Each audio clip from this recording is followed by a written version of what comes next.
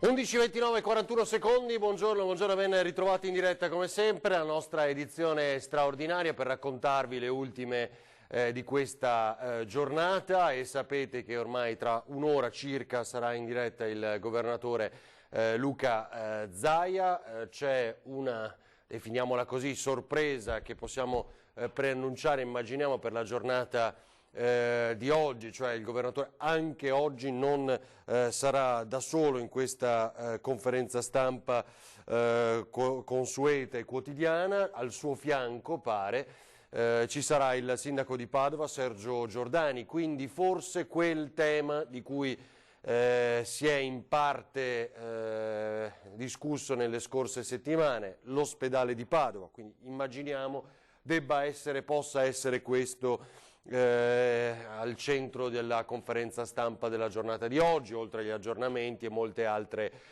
cose. È vero che il governatore commenterà probabilmente le parole del Premier Giuseppe Conte, che alla fine non ha anticipato un'apertura regionalizzata, quindi differente sul nostro territorio, ma comunque omogenea, anche perché proprio dalla conferenza stampa di ieri, ricorderete, Luca Zaia aveva detto: ma come, la comunità scientifica sino ad adesso ci ha dato delle indicazioni nazionali e quelle tutti quanti dovevamo seguire, ora non ci possono abbandonare. Aveva dato questa sua chiave di lettura.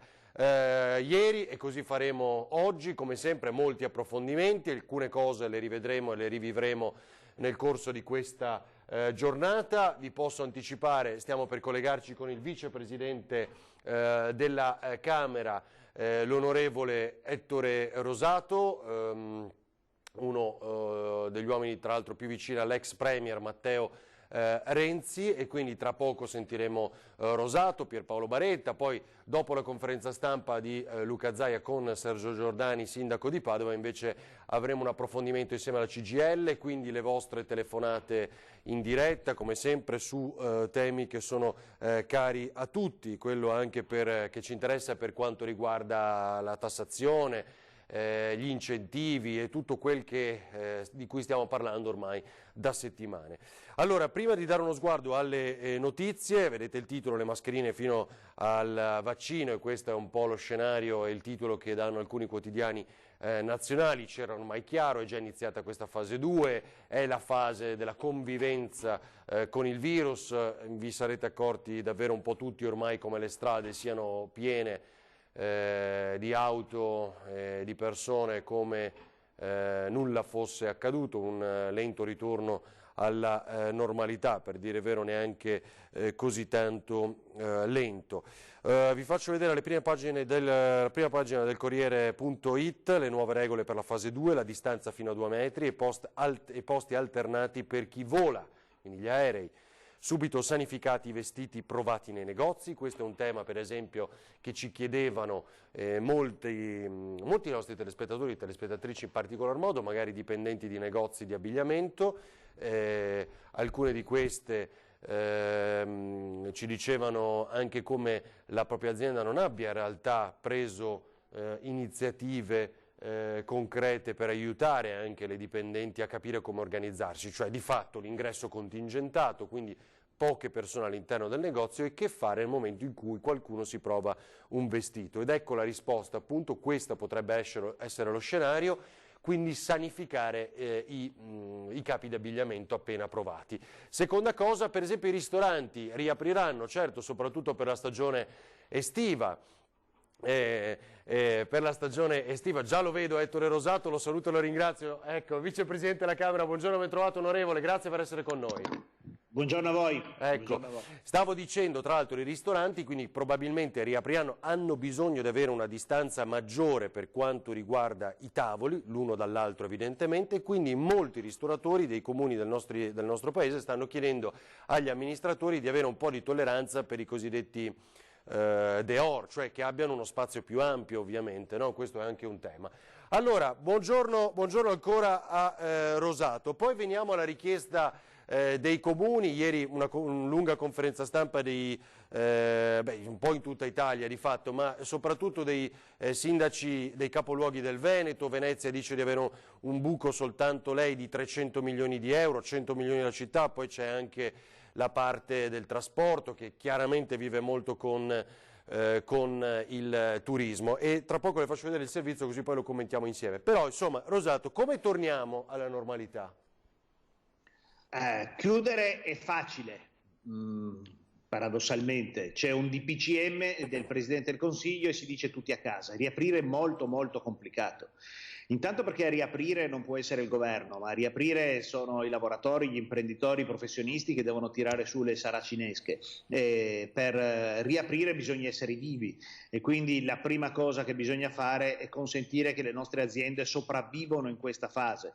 Per questo abbiamo tanto insistito e continuiamo a insistere sul problema della liquidità, perché è ancora troppo complicato l'accesso, ancora troppo burocratico, un po' colpa delle banche, un po' colpa del provvedimento assunto dal governo, però bisogna semplificare. E poi bisogna riaprire con la consapevolezza che bisogna strutturare un meccanismo che sia accettabile sotto il profilo della funzionalità. Perché non basta dire si può andare di nuovo a lavorare, bisogna organizzare, come lei giustamente diceva, facendo l'esempio del trasporto aereo, bisogna organizzare tutta una serie di accorgimenti che riguardano il trasporto pubblico locale, la mobilità mezzi pubblici e la mobilità con i mezzi privati, orari differenziati, perché altrimenti ci saranno nuovi intasamenti nelle ore di punta che ben conosciamo. Insomma, c'è una complessità gigantesca che riguarda 1000 settori. Ascoltavo adesso le considerazioni che lei faceva sulla ristorazione. È chiaro che è uno dei settori più colpiti, quello del turismo, della ristorazione, alberghiero, eccetera. Lì bisogna trovare modalità che siano anche intelligenti. È chiaro che se c'è moglie e marito che vivono a casa insieme, che abitano sotto lo stesso tetto, è inutile chiedergli di sedersi distanziati al ristorante. Certo. Altro è invece. Quindi, però, tutti i dettagli che sembrano piccoli, banali, che sembrano insignificanti, che vanno messi insieme. Cui, per questo lo dico, noi avevamo chiesto da tempo che si cominciasse a lavorare sulla riapertura, poi potevamo discutere della data, ma su come riaprire e su mettere in condizioni gli imprenditori di sapere come riaprire, ecco, diciamo che siamo in ritardo oggi. Infatti era quello che le volevo chiedere, perché no, quando Renzi lo disse, credo ormai 2 settimane fa, sembrava... Sì. No, fu attaccato da tutti perché sembrava davvero una voce talmente fuori dal coro in quel momento, e invece forse preparandosi prima non avremmo dato l'incarico di fatto 1 settimana fa a questo comitato di saggi, definiamolo così, di Colau. Forse ci si doveva preparare un po' prima, siamo in ritardo?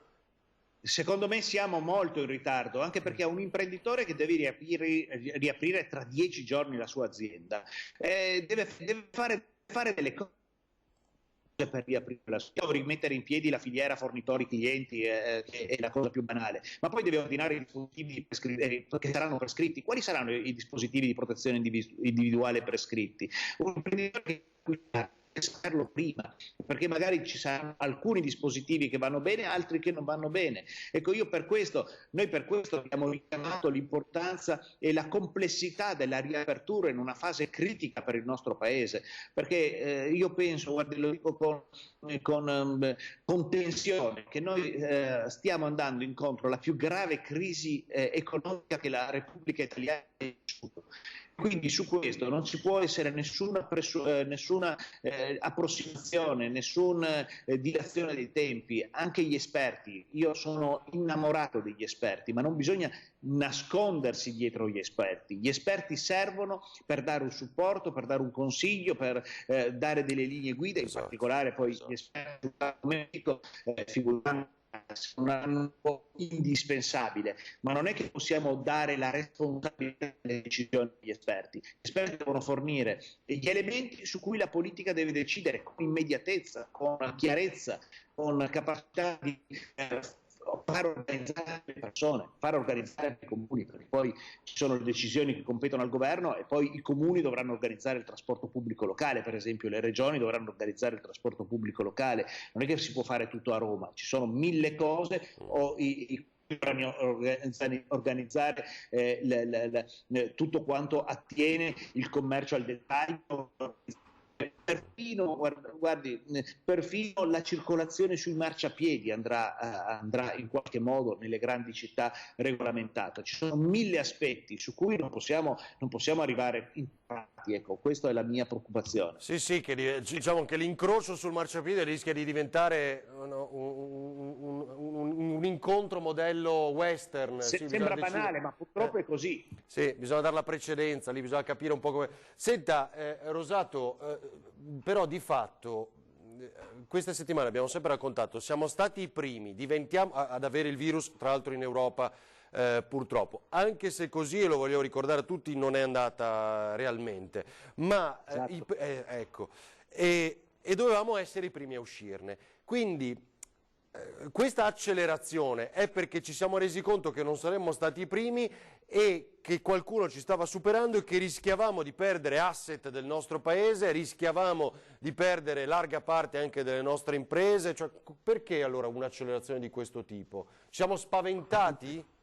Purtroppo non c'è nessuna accelerazione, c'è un rallentamento continuo, perché in Germania hanno già riaperto i ristoranti, naturalmente li fanno funzionare col takeaway, in Spagna non hanno chiuso le aziende, perché la Fila che vende pennarelli e che è un'azienda italiana di Bologna, li sta realizzando per il mercato italiano in Francia e in Spagna. E purtroppo portano via quote di mercato che dopo è difficile recuperarle.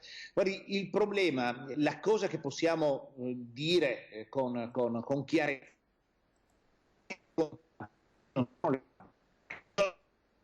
continuano a produrre, e queste migliaia che sono ancora aperte, che sono nella filiera del contagio. I luoghi del contagio sono... Aspetti che forse abbiamo qualche problema di linea. Mi sa che la Camera dei Deputati è un posto troppo, è troppo schermato, Presidente. Devo dire che ha ragione, perché Non funziona benissimo, mi sa lì. Senta, però, allora, mentre speriamo che si riprenda la linea, lei ci sente, le faccio ascoltare, così aggiungiamo un dato, il servizio con l'appello dei sindaci, eccolo qua, Mario Conte Treviso, Luigi Brugnaro Venezia, Sergio Giordani Padova e via dicendo, i 7 sindaci dei capoluoghi del Veneto che appunto scrivono al Premier Conte perché mancano molte risorse nelle amministrazioni comunali. Poi lo commentiamo insieme, vediamo. Mancati introiti, mancate tasse, mancato, previsione dopo 44 giorni il comune di Treviso ha perso 10 milioni. Padova è 30 milioni senza calcolare partecipate, solo amministrazione comunale, 30 milioni. Comune di Venezia, battiamo tutti, abbiamo per adesso un buco assolutamente certificato, si può dire, di 115 milioni, solo il comune senza le mancanze IMU e senza le partecipate. Quello che alla CTV siamo sotto di 80-100 milioni. E poi Verona, 50 milioni, 20 Vicenza, importi inferiori ma proporzionalmente elevati per Belluno e Rovigo. Prime stime approssimative delle perdite di gettito per i comuni capoluogo del Veneto dopo un mese e mezzo di lockdown. E questo mentre gli enti locali sono chiamati a sostenere famiglie e attività che devono ripartire. Sindaci virtualmente riuniti in videoconferenza per presentare il documento che nelle prossime ore sarà inviato al governo, con 19 richieste e del quale il relatore è stato proprio Conte, in veste anche di presidente dell'ANCI. Abbiamo raccolto le istanze dei nostri territori, li abbiamo messi neri su bianco e li poniamo al nostro governo. Quindi con uno spirito assolutamente costruttivo portiamo delle proposte che parlano di accertamento convenzionale dell'IMUS, anticipazione della liquidità, esclusione della TASI e della TARIP, esclusione dell'imposta della pubblicità e così via. Tante proposte, 19, molto tecniche, che però vogliono essere un contributo attivo alla ripartenza della nostra regione, dei nostri territori, delle nostre comunità. Il governo ha destinato ai comuni oltre 3 miliardi di euro per ripianare le mancate entrate, ma va considerato solo un primo passo, dice Conte. Dovrebbero liberarsi dal patto di stabilità, per cui questo sarebbe una cosa importante. Se ci libera il patto di stabilità possiamo fare debiti per i prossimi 10-15 anni. Però se il governo ha le cosiddette palle, secondo me, riesce a darci questo sistema, oppure abbiamo bisogno veramente di tanti soldi. Noi abbiamo la necessità di avere gli strumenti in mano per poter operare. La burocrazia italiana oggi opprime le imprese, opprime i cittadini, opprime gli stessi comuni. La lotta alla burocrazia o la facciamo adesso o non la facciamo mai più. Perché i comuni avranno un ruolo fondamentale nella fase 2, in cui, sottolinea il vicentino Rucco, bisognerà avere un occhio di riguardo anche all'ordine pubblico. Questo tavolo nasce perché le esigenze del Veneto, delle città del Veneto, che è stata tra le prime regioni a entrare in zona rossa, hanno una specificità e hanno un peso e hanno un costo, e su questo noi abbiamo voluto far fronte comune, perché rispettiamo le esigenze di tutti, ma oggi le esigenze che più rispettiamo sono quelle dei nostri cittadini. Ecco, sono tanti i soldi quelli che vengono a mancare, no, alle amministrazioni comunali. Sì, moltissimi soldi che vengono a mancare alle amministrazioni comunali e moltissimi soldi che vengono a mancare allo Stato. Peraltro, guardi, bisogna uscire anche dalla contraddizione che le tasse vengono rinviate, perché si può rinviare le tasse fino a un certo punto, dopodiché bisognerà prendere atto che un pezzo di queste tasse bisognerà abbonarle, cancellarle, perché altrimenti trasferiamo e gonfiamo un problema che diventerà insopportabile poi per chi deve riprendere la sua attività economica. Analogamente per i comuni bisogna trovare delle risorse aggiuntive, nuove, fresche, se vogliamo consentire di garantire il livello dei servizi. Io sono uno di quelli che sono sempre stato molto rigoroso rispetto al debito pubblico, e penso, perché il debito pubblico è, diciamo, il lascito che noi diamo ai nostri nipoti e ai nostri figli. Quello che abbiamo trovato l'abbiamo trovato per noi e lo lasciamo per i nostri figli e i nostri nipoti, ma in questo caso bisogna fare una grande operazione di debito pubblico che naturalmente deve essere speso per rilanciare l'Italia, non per tutto in misure assistenziali, perché se lo trasformiamo tutto in reddito di cittadinanza, chi produce in questo paese? Dobbiamo rimettere in moto l'economia. Diceva bene il sindaco di Belluno che bisogna semplificare. Ci stiamo lavorando anche noi su una norma generale di semplificazione, chiedendo proprio aiuto anche a cittadini, imprenditori, amministratori, categorie economiche, per capire quali sono le leggi da cancellare, gli adempimenti inutili in questo Paese, ce ne sono tanti. Però accanto a questo poi bisogna rilanciare gli investimenti pubblici. Con gli investimenti pubblici, con la realizzazione delle infrastrutture, con la realizzazione delle opere che servono, con la realizzazione delle opere contro il dissesto idrogeologico, noi facciamo ripartire l'economia, ed è quello di cui questo Paese in particolare oggi più che mai ne aveva bisogno, anche prima, ma oggi più che mai ne ha bisogno. Certo, poi tra l'altro ora si parla di questo decreto aprile, oggi tra l'altro viene approvato definitivamente il Cura Italia, no? Dal Senato e dalla Camera passa uguale. Sì. No? Diciamo domani o dopodomani. Domani o dopodomani, ecco. E se lo dice lei, d'altronde, che guida l'aula per forza. Senta, e aspettiamo il decreto aprile, 50 miliardi circa, ma quello che poi ci interessa molto è che arrivino finalmente, e io credo che voi come forza politica, come Italia Viva, poi siate d'accordo, arrivino quei famosi incentivi, aiuti a fondo perduto anche per le imprese, che è una cosa che immaginerà poi il nord, il nord-est in particolar modo chiede. Sì, guardi, io penso che noi dobbiamo avere il coraggio di dire le cose come stanno. Serve liquidità, serve impiego e servono norme per la semplificazione. Queste tre cose vanno messe insieme, non si può fare a meno di mettere insieme queste tre cose. Parlare di incentivi a fondo perduto non è un'eresia, perché preferisco dare un incentivo a fondo perduto a un'impresa, a un albergo che è stato costretto a pagare l'affitto e stare chiuso, preferisco dargli un incentivo a fondo perduto che dover dopo vivere il fallimento di quell'impresa, occuparmi dei suoi dipendenti con la cassa integrazione e magari dover cercare il reddito di cittadinanza che tanto piace a qualcuno, per qualcuno che è dovuto restare a casa senza niente perché faceva l'imprenditore e dopo è anche fallito perché la situazione è quella che è. Quindi gli incentivi a fondo perduto non ci spaventano, anzi bisogna trovarli, bisogna darli e bisogna consentire alle nostre imprese di sopravvivere in questa fase così terribile come quella che stiamo attraversando e che attraverseremo nei prossimi mesi. Senta, Presidente Rosato, ma degli anziani cosa ha capito? Perché insomma, abbiamo raccontato poi ovviamente delle case di cura di tutta Italia, delle case di riposo più che altro in tutta Italia, della difficoltà. Lei tra l'altro è triestino, sa che Trieste purtroppo in Friuli Venezia Giulia è il record delle vittime, e anche perché ha una popolazione molto, molto anziana. Ma saranno gli ultimi a poter uscire, perché tra l'altro leggiamo che ci sarà anche l'autocertificazione dopo la riapertura, quindi sono alcune cose un po' da comprendere. Lei cosa ci ha capito? Che devo comprendere anch'io. Certo, quello che è chiaro è che gli anziani sono la parte più sensibile, più debole del nostro sistema, e che abbiamo anche capito che purtroppo la gestione di RSA, casa di riposo, non è stata una gestione che ha sempre funzionato. Qualche volta anche dove le direzioni, gli operatori hanno fatto un lavoro attento e pulito, ma è entrato magari un asintomatico portatore sano che fa l'infermiere, a cui è stato negato il tampone per tante settimane, e ha infettato, ha sparso un'infezione che poi nel sistema più fragile e più tale. Poi accanto a questo è passata la linea. Allora, aspetti Rosato che ripristiniamo la linea, solo qualche istante. Intanto vi do un'altra notizia: il coronavirus isolato anche nelle lacrime di un paziente. I ricercatori sono stati i ricercatori dello Spallanzani. Gli occhi sono un potenziale fonte di contagio,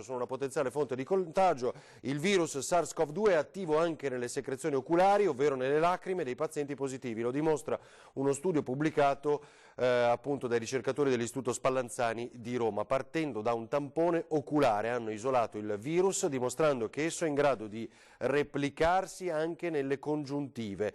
Le ricerche affermano, dimostra che gli occhi non sono solo una delle porte di ingresso del virus nell'organismo, ma anche una potenziale fonte di contagio. Questa è un'ulteriore novità, ecco, che volevo riportare mentre si è ripristinato il collegamento. Prego Rosato.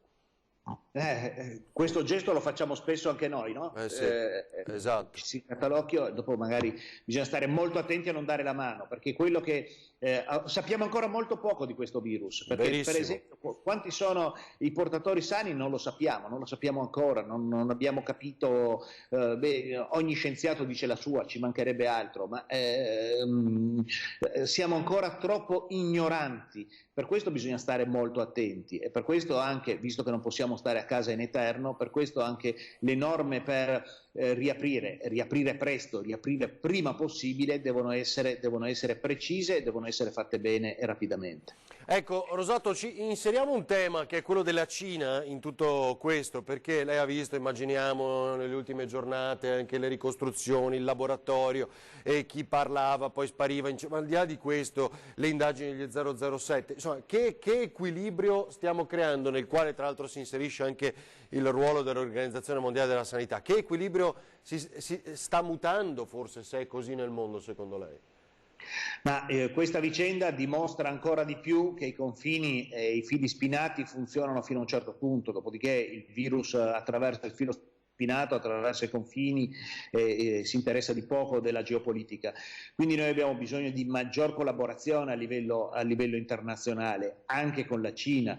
Io poi penso che ci sia molta demagogia in alcune delle discussioni che abbiamo sentito. Io ho sentito anche qualche mio collega di maggioranza, ahimè, dire cose folli sull'Europa, sul MES, sugli aiuti che sono arrivati o che non sono arrivati, e cose folli sulla Cina, a cui per qualcuno dovremmo considerarla il nemico numero uno, per qualcuno dobbiamo considerarla la nostra guida per i prossimi anni. Io credo che l'Italia ha una grande dignità, deve essere un paese che sa parlare con tutti, dobbiamo pretendere trasparenza nelle cose su cui ci vuole trasparenza, in particolare in campo sanitario ci vuole trasparenza da parte di tutti, e dobbiamo cercare di sostenere, lavorare, costruire in maniera sempre più forte, sempre più evidente un'Europa che su queste questioni sappia dire la sua con una voce sola. Io sulle norme di contenzione, sul lavoro di ricerca sul vaccino, c'è bisogno che lo faccia l'Europa, la ricerca c'è bisogno che lo faccia l'Europa, non c'è bisogno di un battaglia di stati nazionali. Senta, Rosato, un'altra cosa che le chiedo è quella della app, perché ormai è diventata uno dei più grandi temi di dibattito nelle ultime giornate, con, lo sottolineiamo sempre, anche una grande preoccupazione da parte dei nostri telespettatori che ci scrivono: no, i miei dati non li voglio rilasciare. Poi ieri è stato precisato appunto anche dagli organi di governo come la gestione di quei dati debba restare e resterà comunque pubblica. Però insomma, che ragionamento vuole fare su questo? Tanto non sarà obbligatoria, no? Ha detto il Premier. Sì, questo è importante, ma io penso che in questa fase l'app può essere di aiuto. Poteva esserlo di aiuto soprattutto qualche settimana fa, però può essere di aiuto. Il tracciamento dei contagiati era una cosa da fare da subito. Non eravamo tecnicamente preparati, non abbiamo attivato presto le cose che andavano fatte. Adesso però dobbiamo evitare il rischio di fare le cose fatte male. Uno dei pericoli di questa app è proprio il trattamento dei dati. Io non voglio che i dati sanitari siano a disposizione di nessuno, devono essere a disposizione dell'autorità sanitaria se risulto contagiato, capire con chi ho avuto relazioni, ma quei dati devono essere distrutti dopo. Sa, il rischio è che si vada a catena, che tra qualche mese, tra qualche anno ci dicono: beh, ma nel momento che abbiamo questi dati utilizziamoli per la lotta al terrorismo, che è un procedimento che abbiamo già visto nelle intercettazioni, tutto giusto, perché lottare contro il terrorismo ci mancherebbe altro. Dopodiché ci sarà qualcuno che dirà: ma questi dati sul tracciamento, quindi si sa cosa facciamo, dove siamo in ogni momento e con chi ci interfacciamo, usiamoli per la lotta alla corruzione, che è un'altra battaglia sempre verde, giustamente, perché la lotta. Però bisogna capire qual è il confine tra la privacy, che è un diritto costituzionale, non è una concessione di qualcuno, e qual è il confine tra la lotta alla criminalità, al terrorismo e alla tutela della salute. Allora io sono disponibile a cedere sulla lotta al terrorismo, sulla lotta per tutelare la salute in un momento di pandemia, un pezzo anche del mio diritto alla privacy con determinate garanzie. Non penso che il diritto alla privacy vada cancellato in questo Paese, almeno questo governo non lo farà. Io sono perché anche sull'uso dell'app ci sia una discussione parlamentare e una legge che regolamenti l'uso dell'app, non semplicemente un decreto del Presidente del Consiglio, perché bisogna che ci sia un dibattito che in questo coinvolga maggioranza e opposizione. E mi permetta di dire una cosa su questo: io penso che quando molti usano la frase che siamo in guerra, sì. A me piace di più la frase che ha usato il Papa: stiamo attraversando una tempesta. Ecco, che sia una guerra o che sia una tempesta, bisogna che siamo tutti in prima linea. Nella tempesta chiunque sta sulla barca aiuta a non far affondare la barca, che sia il comandante, che sia il capitano, che sia il proprietario della barca o un semplice ospite. Tutti aiutano a non far affondare la barca, attraversare la tempesta. Quindi maggioranza e opposizione in questa fase devono collaborare, e io penso che questo è un dovere dell'opposizione, ma anche un dovere della maggioranza e di chi governa: consentire che l'opposizione possa collaborare. Le lotte tra istituzioni, tra regioni e Stato sono inaccettabili. Ci sarà stato delle cose che non hanno funzionato, le vedremo dopo. Oggi bisogna superare la tempesta, dopo vedremo le cose che non hanno funzionato e regoleremo anche i conti tra partiti diversi, tra maggioranza e opposizione, all'interno della maggioranza e all'interno dell'opposizione. Tutto una questione da portare a dopo. Oggi bisogna collaborare, e anche sull'app, sulla privacy. Noi abbiamo ceduto un pezzo dei nostri diritti. A me ha fatto impressione vedere che per camminare in una città devi mostrare i tuoi documenti a un blocco di polizia e le strade deserte. Ha fatto impressione. So che è una scelta che abbiamo fatto in consapevolezza e l'abbiamo fatta con il senso di responsabilità degli italiani, però fa impressione pensare che quanto diritto abbiamo ceduto. Ecco, allora penso che su questo bisogna, proprio perché gli italiani, e stare a casa non è facile, perché c'è chi ha il giardino e chi sta in 50 metri quadrati in 4 con 2 bambini piccoli magari e con moglie e marito che non vanno neanche d'accordo, e quindi stare per settimane a casa è stato faticoso, veramente. Esatto. Bisogna dirselo, perché così sa per quanto è stato doloroso stare settimane e settimane a casa. Quindi ci vuole senso di responsabilità da parte della politica, e quindi non è il momento per scontrarsi maggioranza e opposizione, per prendersi a palate. Adesso è il momento solo di lavorare a testa bassa per uscire da questa crisi. Grazie davvero all'onorevole Ettore Rosato, grazie e buon lavoro. Grazie a voi. Buona giornata al vicepresidente della Camera, l'onorevole Ettore Rosato, Italia Viva, grazie davvero. Allora, tra poco, tra l'altro, ci colleghiamo con il sottosegretario all'economia Pierpaolo Baretta, quindi qualche istante ci collegheremo anche con lui, rivediamo alcune cose. Prima della pubblicità però chiederei a Italo Morà e Roberto Durigon, che oggi seguono in regia, rivediamo il progetto VO.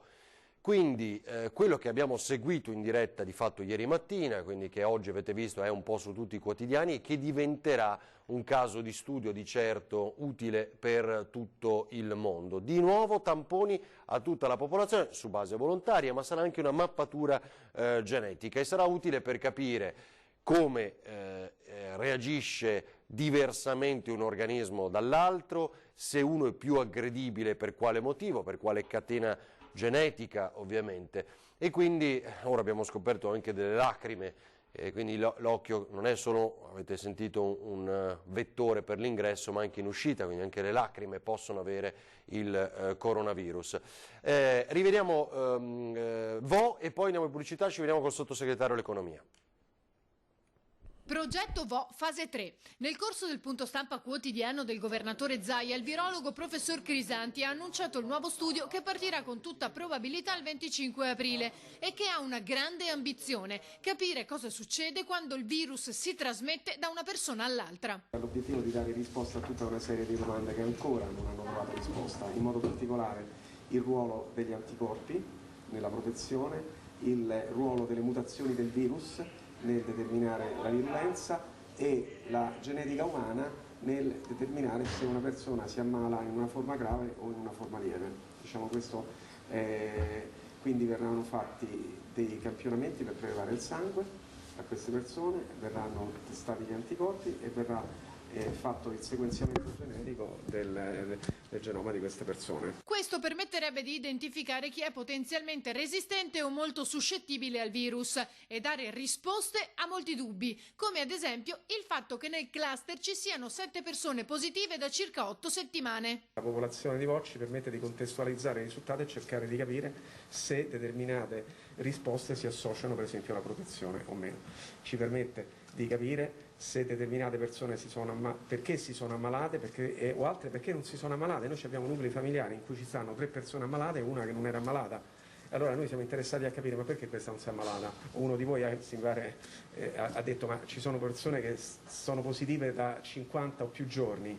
Ecco, noi vogliamo capire perché queste persone rimangono positive, che cosa le differenzia dall'altri. È il virus che è differente o solo le persone che sono differenti? Il nuovo studio, circa 2 milioni di euro e una durata di 6 mesi, darà risposte anche su quelle che saranno le soluzioni migliori da adottare per proteggersi. Può dare una risposta se effettivamente un vaccino ha senso o meno, tanto per iniziare, quindi ci mettiamo l'anima in pace oppure invece investiamo più sforzi, tanto per fare un esempio.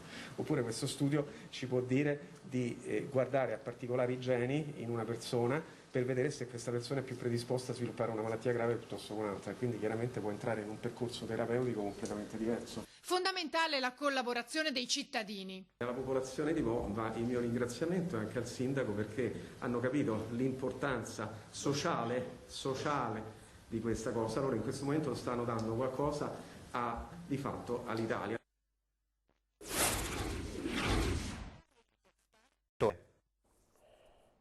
Allora, 12.07, torniamo in diretta con la nostra edizione straordinaria. Tra poco comparirà dunque la sala stampa della Protezione Civile a Marghera e come vi annunciavamo ci sarà anche il sindaco di Padova, Sergio Giordani, quindi a conferma di quanto avevamo anticipato.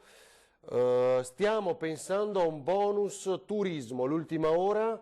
ed è così, vedete, viene confermato quanto dicevamo in queste settimane. Di fatto abbiamo spinto, anche incentivato, creando un movimento di opinione, al di là del io resto in Italia per le nostre vacanze. Cioè, è chiaro che poi ognuno, potendo, farà un po' quello che vuole, però ci auguriamo, avendo il paese più bello del mondo e queste che sono le terre più belle d'Europa, si possa restare nel nostro paese magari con qualche incentivo. Arriva adesso la conferma dal Ministero dello Sviluppo Economico: stiamo pensando a un bonus turismo da spendere in Italia. Questa è la dichiarazione. Dunque, tra poco, 12:30, il briefing giornaliero della situazione sull'epidemia nella nostra regione con il governatore del Veneto Luca Zaia, e appunto ci sarà il sindaco di Padova Sergio Giordani, il presidente della provincia di Padova Fabio Bui, il magnifico rettore ancora Rosario Rizzuto, il direttore generale dell'azienda ospedaliera Luciano Flor. Presenteranno l'accordo di programma appena definito per la realizzazione del nuovo Policlinico Ospedaliero di Padova. E come vedete è tutto pronto, ci sono i nostri microfoni, vedete, Antena 3, Rete Veneta, per garantire l'audio dell'intera conferenza stampa, e come avranno notato anche i nostri telespettatori che più volte hanno chiesto anche un intervento di questo tipo, in accordo con la Regione siamo riusciti a migliorare la qualità anche delle domande, l'audio delle domande dei colleghi giornalisti durante questa stessa diretta, anche se vedete sono tutti rivolti per garantire la conferenza stampa, ma è giusto che appunto anche le domande dei colleghi siano ben ascoltate da casa. Vedete le pareti trasparenti, i posti invertiti sugli aerei, arrivano i sedili anticontagio, potrebbero essere così, tra le proposte almeno. L'Italia e l'Europa e i finanziamenti del MES, per noi sarebbe un errore voler fare da soli, poi tutte le varie ricostruzioni per quanto riguarda gli interventi economici, quei 37 miliardi che vale il MES, e quindi il dibattito ormai di mesi e mesi, perché così è stato.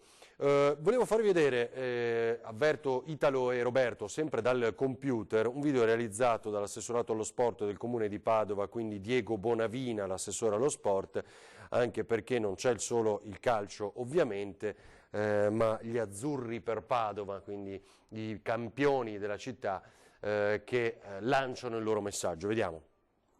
Siamo atleti e come nello sport anche nella vita. In un momento delicato come questo ci sentiamo in dovere di dare il nostro contributo. Con voi e con il sostegno del Comune di Padova potremmo essere una grande squadra. Ognuno di noi entrerà virtualmente nelle vostre case, mettendo a disposizione la propria esperienza. Il tutto attraverso delle lezioni ad hoc per allenarci insieme. L'obiettivo dell'iniziativa è quello di sostenere il progetto Per Padova Noi Ci Siamo, che si occupa di raggiungere le persone che in questo momento delicato si trovano in maggiore difficoltà, fornendo loro assistenza, beni di prima necessità e molto altro ancora. Le nostre lezioni saranno gratuite, ma anche tu puoi dare il tuo contributo, scegliendo di devolvere quello che ti senti a questo progetto.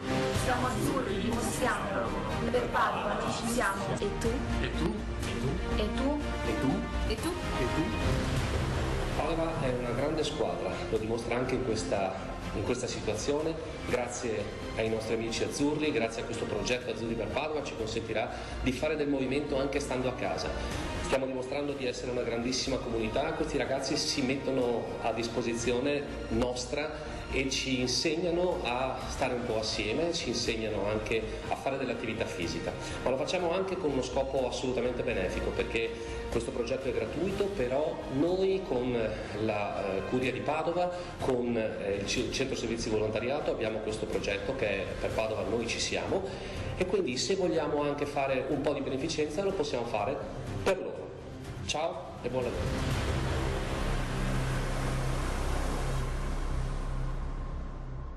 Ecco, dunque, gli azzurri per Padova, avete visto, con l'iniziativa dell'assessorato e non solo, la Curia, avete visto il centro servizi, insomma Diego Bonavina lancia questa iniziativa. Ecco, già inquadrato, vedete alla destra del vostro schermo, seduto il sindaco di Padova Sergio Giordani, in piedi Fabio Bui, presidente della provincia, che dialoga con Chiara che garantisce ogni giorno la lingua dei segni. Vedo un grande, mi sembra di intuire, una grande cartina al centro che immagino sia inerente al progetto dell'ospedale, del nuovo ospedale di Padova. i lavori vanno avanti, non solo quelli anche per la cittadella, come aveva detto negli scorsi giorni il governatore Luca Zaia, quindi tema Treviso, comunicazione alla regia, credo che si stia per collegare il sottosegretario Baretta, le avessero detto. Niente, chiamo io, avverto la regia perché mi sa che a Baretta non era arrivata la comunicazione, mi pare forse dallo staff, e quindi garantisco io la comunicazione da qui, la gestiamo da qui e non dalla regia. Quindi grazie lo stesso, vediamo se riusciamo. Il sottosegretario all'economia, appunto, anche perché è fondamentale. Ecco, grazie davvero, buongiorno e ben trovato Pierpaolo Baretta, sottosegretario all'economia. Dunque, tanti temi. Quello che le volevo chiedere, cominciamo subito dall'appello dei sindaci, perché immagino che oggi anche lei abbia letto, sapeva, riportato quanto arriva come appello dai 7 sindaci dei capoluoghi, cifre impressionanti, e entriamo anche nella sua Venezia con 110-115 milioni già mancanti e senza contare le partecipate, mancato introito dell'IMU, insomma, come commentiamo questo, Baretta? Beh, certamente siamo in una situazione di emergenza che coinvolge tutti e quindi è ben chiaro che dobbiamo affrontarla sotto tutti i vari aspetti, compreso quello degli enti locali. Non a caso qualche giorno fa c'è stata una prima intesa tra il governo e l'ANCI, che rappresenta i comuni, per un primo esborso di 3 miliardi che è proprio relativo alle mancate entrate e alle maggiori spese che in questa situazione i comuni hanno di fronte. Quindi diciamo che l'agenda delle questioni poste dai sindaci dei capoluoghi del Veneto sono sul tavolo della discussione anche del governo, mi auguro anche della Regione. La Regione Veneto ha stanziato ben meno di tante altre, quindi qui c'è uno sforzo complessivo che dobbiamo fare. Il governo lo fa innanzitutto con questi primi 3 miliardi, poi sicuramente il trasporto pubblico locale è una questione specifica, abbiamo già stanziato 600 milioni, ma dovremo vedere meglio i bilanci delle aziende perché dobbiamo assicurare anche il trasporto, non solo, soprattutto adesso che c'è la ripartenza. Uno dei problemi della sicurezza non è soltanto dentro i posti di lavoro, è come si va a lavorare, certo. No? Come ci si arriva, e quindi bisogna sostenere le imprese. E poi sì, effettivamente su IMU e altre diciamo, difficoltà che i comuni hanno, stiamo appunto ragionando. Il decreto aprile, oltre ai 3 miliardi, darà ulteriori risposte, le darà non soltanto tramite i comuni, in alcuni casi le darà anche direttamente.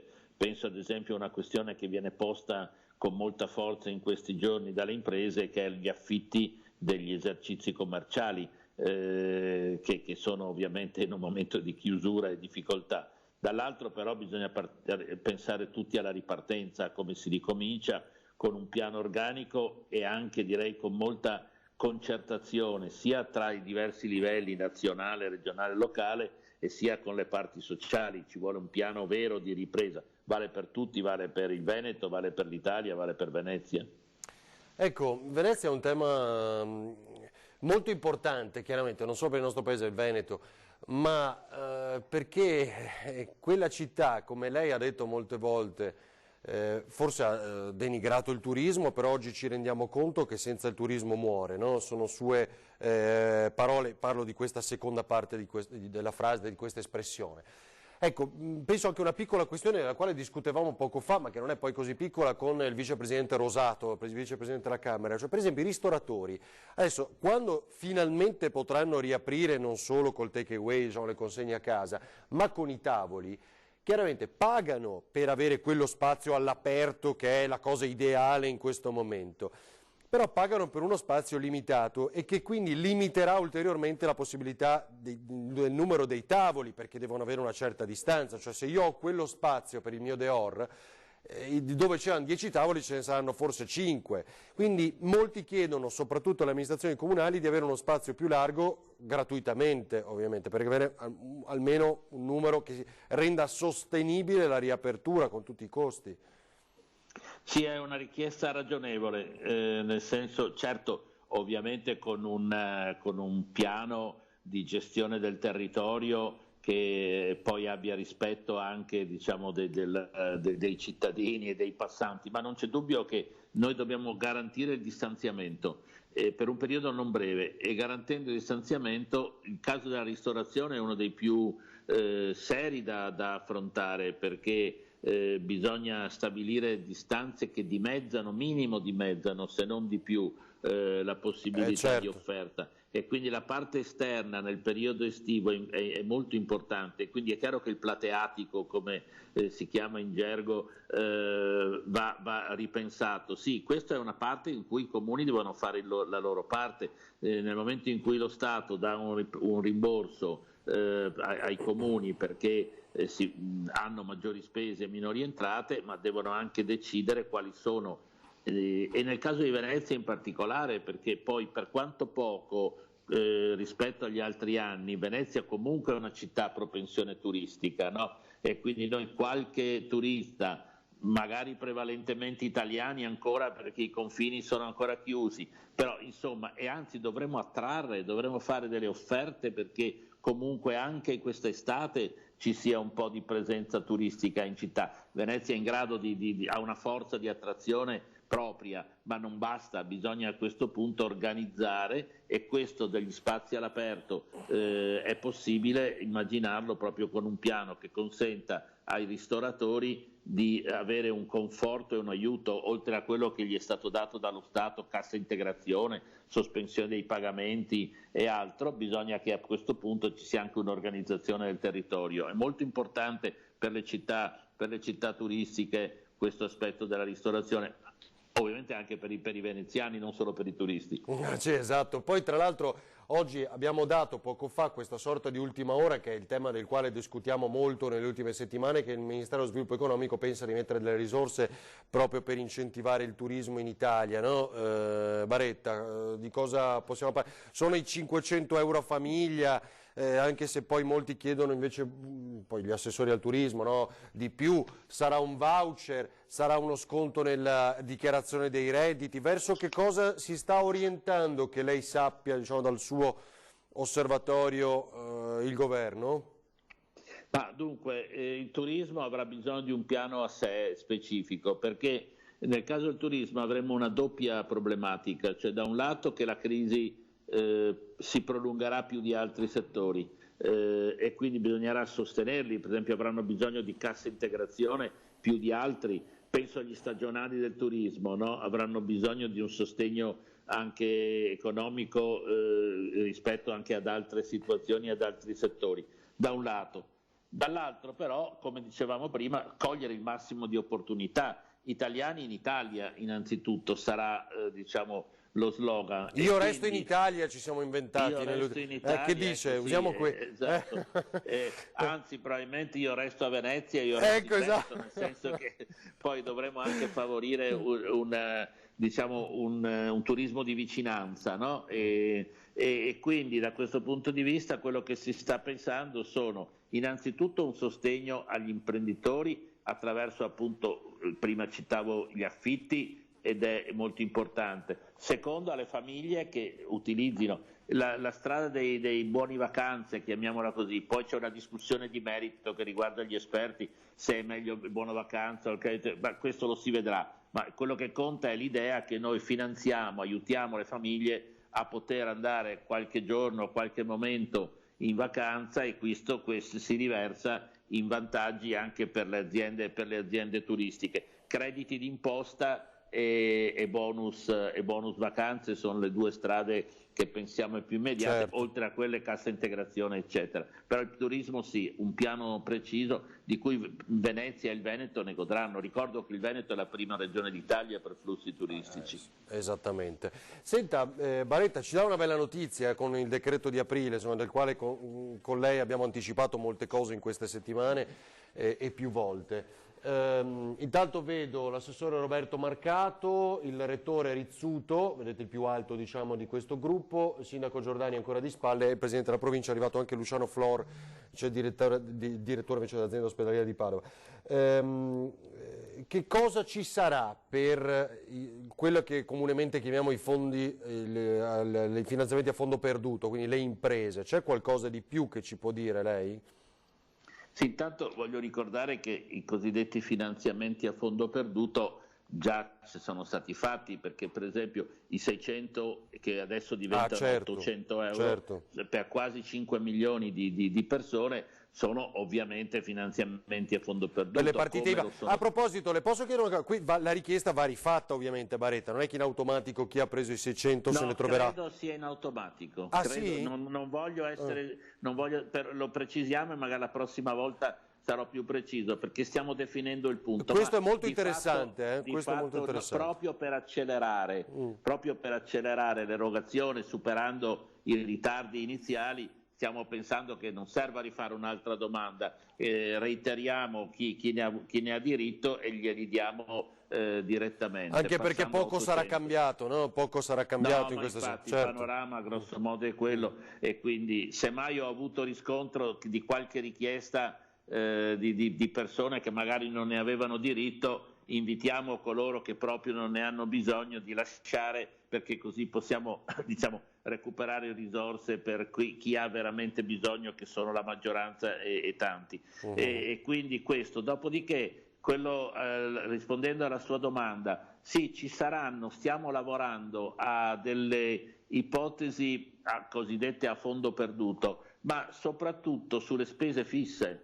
Cioè, si è molto discusso di cosa l'ha fatto la Francia o altri paesi che hanno dato dei soldi direttamente alle imprese, ma guardate che i soldi generici rischiano di andare in un calderone che non si conosce. Stabiliamo invece che noi gli togliamo l'affitto, gli togliamo le bollette, gli togliamo alcune tasse che dovranno pagare, quindi cose concrete e misurabili. Stiamo lavorando per avere un intervento a fondo perduto per questa tipologia diciamo per le spese fisse che gli imprenditori, soprattutto adesso che ricominciano, abbiano come spazio. Questo è molto interessante, diciamo. Anche quello che appunto ci ha appena riportato, e lo voglio sottolineare, probabilmente adesso sarà definito e appena occasione, Baretta, le chiediamo se ci può dare un report immediato. Arriveranno in automatico gli 800 euro invece ad aprile, quindi quelle partite IVA, e magari con alcune precisazioni in più, perché se vanno a chi non ne ha diritto, non bisognerà poi fare una formula, sarà una formula di controllo a posteriori. Perché abbiamo pensato che per non rischiare che chi ne ha diritto fosse penalizzato abbiamo messo un'ampia disponibilità di erogazione e per fortuna abbiamo già superato i ritardi iniziali e oggi quei soldi sono sostanzialmente arrivati, però la verifica va fatta a posteriori in questi casi, non in anticipo. Bene, lei la scarica l'app? La scaricherò, sì, non l'ho ancora fatto, ma la scaricherò di sicuro. Mi pare tutte le soluzioni tecnologiche che aiutano vanno, poi per carità, non tutte, ne abbiamo tante di app, siamo coperti di app, ma questa mi sembra tra le più interessanti. Ancora non c'è, insomma, quindi attendiamo, poi sarà, ripetiamo, ancora volontaria, però insomma è stato un grande dibattito sulla privacy o meno, preoccupazione dei cittadini. Lei come... Io penso che la privacy vada assolutamente rispettata, però ogni cittadino deve essere lasciato libero ovviamente anche di rinunciare a una parte della propria privacy, no? Cioè, nel senso che non ci può essere un obbligo è molto delicata la questione della privacy, ma è chiaro che non può essere neanche impedito a un cittadino di condividere delle informazioni se le ritiene utili a varie situazioni. Qui parliamo di salute, possiamo parlare di sicurezza anche più in generale. Guai a imporre, ma guai a impedire una condivisione. Ecco, grazie davvero a Pierpaolo Baretta, sottosegretario all'economia, grazie davvero e buon lavoro. Buona giornata. Buona giornata a lei. Allora, torniamo come dicevamo a Marghera, dove vedete c'è anche l'assessore Roberto Marcato, diciamo di spalle Sergio Giordani, sindaco di Padova, il rettore dell'Università Rizzuto e Fabio Bui sulla sinistra, presidente della provincia. Quindi sta arrivando il governatore Luca Zaia. Allora sì, va bene, facciamo vedere anche il cartello e ti chiederei invece, Italo, Roberto, vediamo poi questo sempre il cartello per le donazioni, conto corrente della regione, lasciamolo qualche istante. Vedrei invece l'avvocato Bressan che proprio dell'app ieri sera, di quell'applicazione per telefonini, il tracciamento, tutto, che ha discusso con Christian Arboito durante la nostra edizione straordinaria e affrontato tutti i temi come quello della preoccupazione sul fronte della privacy. Rivediamo, pronti a interrompere comunque se arriva il governatore Zaia e inizia la conferenza stampa. Ricordiamoci che il diritto alla privacy, così come il diritto alla salute, sono comunque dei diritti fondamentali, cioè sono dei diritti fondamentali riconosciuti dalla Carta appunto dei diritti, sono riconosciuti dalla Costituzione, eccetera. Quindi noi abbiamo oggi un diritto fondamentale, il diritto appunto alla riservatezza dei dati personali che riguardano i nostri dati, così come anche un diritto fondamentale quello che è il diritto alla sanità, alla salute, così come anche un diritto fondamentale la possibilità di muoverci e quindi la libertà di circolazione.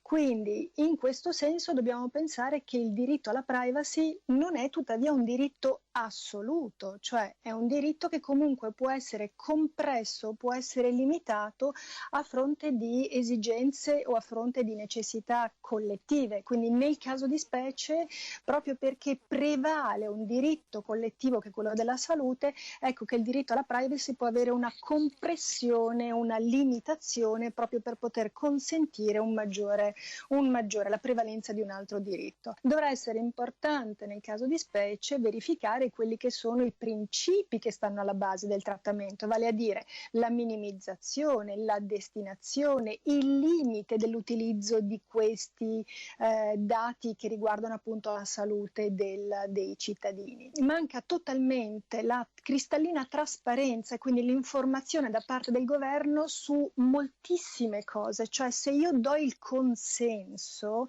in realtà alla base ci deve essere tutta l'informazione che riguarda proprio il trattamento che ne verrà dato, perché se io do un consenso, il mio consenso deve essere libero, ma devo avere tutte le informazioni alla base al punto tale con cristallina trasparenza di sapere dove vanno i miei dati.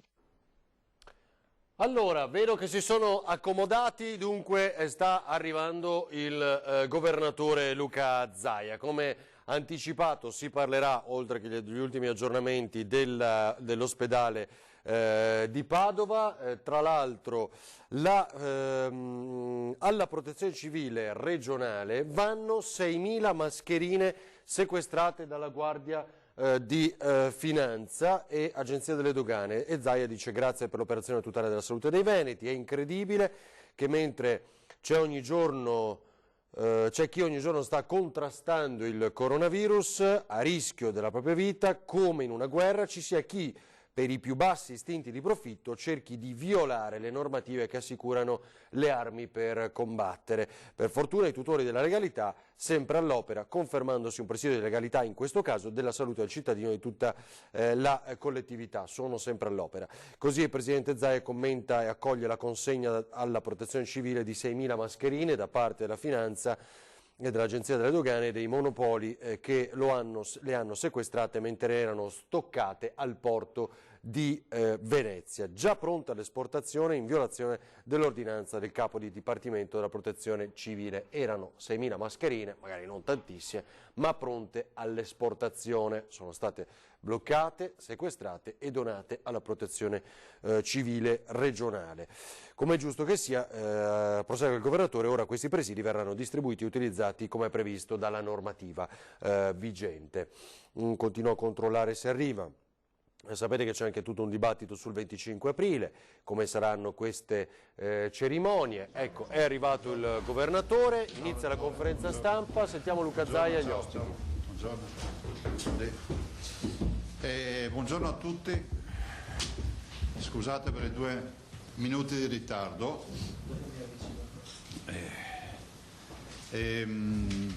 Intanto un saluto a tutti i presenti, che sono molti qui oggi, al sindaco di Padova, il magnifico rettore dell'Università di Padova, il presidente della provincia di Padova, il direttore generale dell'azienda ospedaliera di Padova, e poi ho dimenticato qualcuno, ovviamente l'assessore Marcato che si è aggiunto a noi oggi, l'assessore Bottacin, l'assessore Lanzarin e poi tutti i partecipanti, le delegazioni che ci sono. Io approfitterei in questa fase di saluto di fare la parte ordinaria di queste conferenze stampa, e quindi do il bollettino velocissimamente, quindi non mi soffermerò tanto sul bollettino per poi parlare insomma di questa operazione che è assolutamente storica.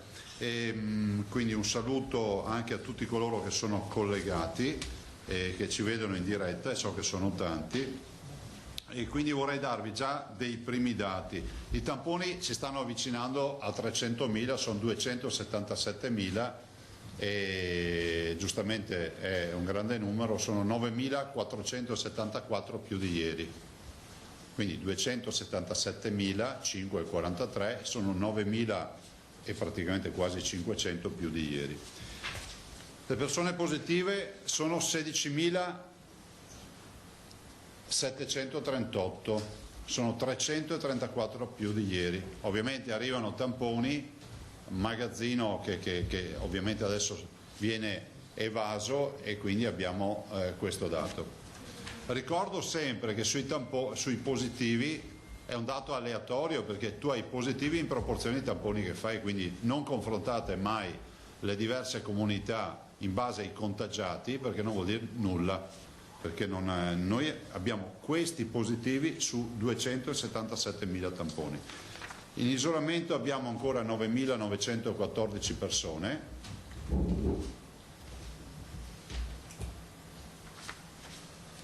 I ricoverati in questo momento sono 1.368, sono esattamente 39, una quarantina in meno rispetto a ieri. Ecco, qui vedete che sui ricoveri ormai siamo a 2 settimane sostanzialmente di discesa, di certo non discesa rapidissima, ma comincia, diciamo, a implementarsi. Le terapie intensive scendono bene ancora, siamo a 163, sono meno 14. Quindi calano i ricoverati e calano le terapie intensive. Non vuol dire che calano le terapie intensive e restano stabili i ricoverati, o peggio ancora aumentano. Vuol dire che si esce da terapia intensiva, ma si esce anche dall'ospedale. Questi sono tutti pazienti che escono dall'ospedale dopo 3-4 settimane. I dimessi in totale ci dicono che abbiamo curato 3.600 persone fino ad oggi, quindi i dimessi totali sono 2.232. I morti in ospedale 989, più quanti, scusa?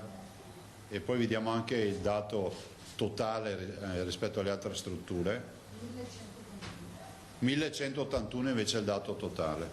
Dopo vediamo le carte, ragazzi. I nati nelle ultime 24 ore sono 98. Allora, due brevissime considerazioni, perché oggi vi volevamo parlare e abbiamo degli ospiti assolutamente che hanno cose importanti da dirsi. Due brevi considerazioni. Il trend c'è, la convivenza col virus c'è, lo abbiamo detto anche ieri nella conferenza stampa con il rettore e il professor Crisanti, insomma tutti, e noi adesso attendiamo, questa settimana è cruciale rispetto ai provvedimenti del governo, non escludiamo che si vada nella direzione di avere già nelle prossime ore, noi domani dovremmo avere una prima riunione importante tra presidenti di regione, immagino sia domani mattina presto, da come ne ho parlato col presidente Bonaccini, nella quale faremo un punto finale prima dell'ultimo confronto col governo rispetto alle aperture. Posso dirvi, e continuo a dirlo, ho visto che si offendono sempre di meno persone, quindi vuol dire che hanno capito che il lockdown non esiste più. Guardate, anche stamattina venendo in macchina, mentre guidavo in autostrada, dicevo vorrei fare un filmato, e che non si può guidare a fare i filmati, fare un filmato di che colonne di macchine vedevo sorpassare, di camion, di altre robe. Non dico che siamo al 100%, ma sicuramente un 40-50% l'abbiamo raggiunto, il che non è una colpa, però io posso anche portare un'esperienza, premesso che da un momento all'altro con colpo d'aria può cambiare la tendenza, questo segnatevelo, ma posso portare anche un'esperienza che è quella di questi dati. Voi dite cosa sta dicendo? Sto dicendo che dopo 15 giorni di questa situazione si continua a scendere. Quando noi abbiamo tolto i 200 metri da casa avevamo la preoccupazione della recrudescenza, no? Della ricaduta. Abbiamo visto che in 15 giorni non abbiamo avuto ricadute. Perché? Perché i cittadini rispettano le regole, perché si deve utilizzare la mascherina, e per favore evitate di scrivermi che non ho la mascherina quando faccio la conferenza stampa, lo abbiamo capito. Basta. Il che non vuol dire che non si debbano rispettare le regole, non penso che sia un fatto che uno, se me la tolgo un attimo non succede nulla, sono tutti con la mascherina, quindi non ci autoinfettiamo. Però voglio dire che è fondamentale rispettare le regole, quindi a preghiere ai cittadini sulle mascherine. Quindi le mascherine noi abbiamo distribuiti 10 milioni, i dispositivi si iniziano a trovare, e guardate, ho letto una rivista scientifica che dice che qualsiasi dispositivo di protezione di naso e bocca, rivista internazionale, non roba fatta in casa, dice che è sufficiente ed è utile per la non diffusione del contagio. Ormai vedete che molti se le fanno anche in casa, in tessuto. Hanno fatto anche un'analisi di quelle in tessuto, di quelle lavabili, di quelle fatte con la camicia vecchia, che uno si taglia un pezzo di camicia di cotone e si fa. Ecco, dicono che vanno bene tutte. Non a caso l'1,3% dei 10.000 medici testati in Veneto sono negativi, sono positivi, il che vuol dire che hanno funzionato i dispositivi, ma loro erano al fronte, sono al fronte, non sono come noi che facciamo una vita normale. Solo per dirvi questo. Bene, mi zittisco. Allora, vi devo dire, ringrazio intanto il tavolo, ringrazio principalmente il dottor Flor per il grande lavoro che ha fatto nel portare avanti questa partita. Io ve la faccio breve. Guardate, io penso che oggi sia una giornata storica, lo dico a tutti i veneti che ci stanno ascoltando, a tutti coloro che sono collegati, che vedranno i vostri servizi stasera, domani. Mi ricordo sempre che tutti mi dicevano, quando siamo partiti con questa storia dell'ospedale, mi dicevano: ma non ce la farete mai, non ce la farai mai, anzi, perché la sconfitta è solo un responsabile, non ce la farai mai, no? La verità è che noi siamo partiti da un'eredità che io ho trovato nel 2010, che era uno scatolone pieno di, io lo dico così simpaticamente, di rassegna stampa più che di provvedimenti, cioè di provvedimenti non ce n'erano. Abbiamo rimesso in ordine i fattori della produzione, devo dire che la collaborazione con l'Università di Padova è stata assolutamente eccezionale, come con il Comune, con tutte le amministrazioni comunali che ci sono state, e non ultimo ovviamente col sindaco Giordani, con la presidenza della provincia, sempre in questo percorso, diciamo, di gioco di squadra, perché questo lo dobbiamo definire come tale, e se si gioca in squadra tirando tutti dalla stessa parte si arrivano a questi risultati. Stiamo parlando di 2 ospedali da 900 posti letto, via Giustiniani, che sarà l'ospedale della città, molto smart, molto figo, perché vedrete poi cosa verrà fuori, cosa abbiamo immaginato. Padova Est, il policlinico universitario di standing internazionale, dove ovviamente l'università cura in maniera top e ricerca, perché è questo che vogliamo fare, non è solo un ospedale. Ed è esattamente, posso dire, il riconoscimento che dobbiamo dare a questa accademia scientifica illustre di Padova, e penso che sia il vero riconoscimento che possiamo dare ai tanti che hanno lavorato, che hanno studiato, insomma. Io penso che avere questo supporto accademico quotidianamente per noi sia un valore aggiunto, l'abbiamo visto con l'emergenza coronavirus. Punto. 2018 luglio abbiamo firmato il primo accordo di programma, a novembre 2018 abbiamo fatto il passaggio di proprietà che abbiamo firmato, poi la variante urbanistica di oggi, che è una variante importante, di mezzo ovviamente Flora ha portato avanti tutte le partite della VAST, delle valutazioni, tutto quello che bisognava fare, ma oggi mi interessa dire che quello che dicevamo che volevamo fare e che qualcuno diceva che erano solo frodi, come quando dicevano che le Olimpiadi era una suggestione, poi le Olimpiadi le abbiamo portate a casa, adesso portiamo a casa un'altra suggestione che è materica, cioè dicevamo noi immaginiamo un ospedale nuovo, policlinico universitario a Padova Est, fra l'altro noi portiamo a casa un'area di 50 di 50 ettari gratis, e qui devo dire che c'è stata prima l'amministrazione Bitonci e poi assolutamente il sindaco Giordani, col quale devo dire che abbiamo collaborato assolutamente in maniera profittevole, perché se non ci fosse stata questa collaborazione, zero qua. Anche perché noi corriamo forte, lui ha tentato di correre di più di noi, ma alla fine che siamo rivali, assieme. Bene, abbiamo corso assieme. E quindi dico, Padova Est, tutta questa storia, e poi la città, qui non si riqualifica, si fa solo un intervento per un ospedale da 900 posti letto al massimo, ma si fa un progetto di rigenerazione urbana dove si tornano a portare in evidenza quelli che sono gli elementi della storicità della città, il Parco delle Mura. Quante volte avete sentito parlare di Parco delle Mura?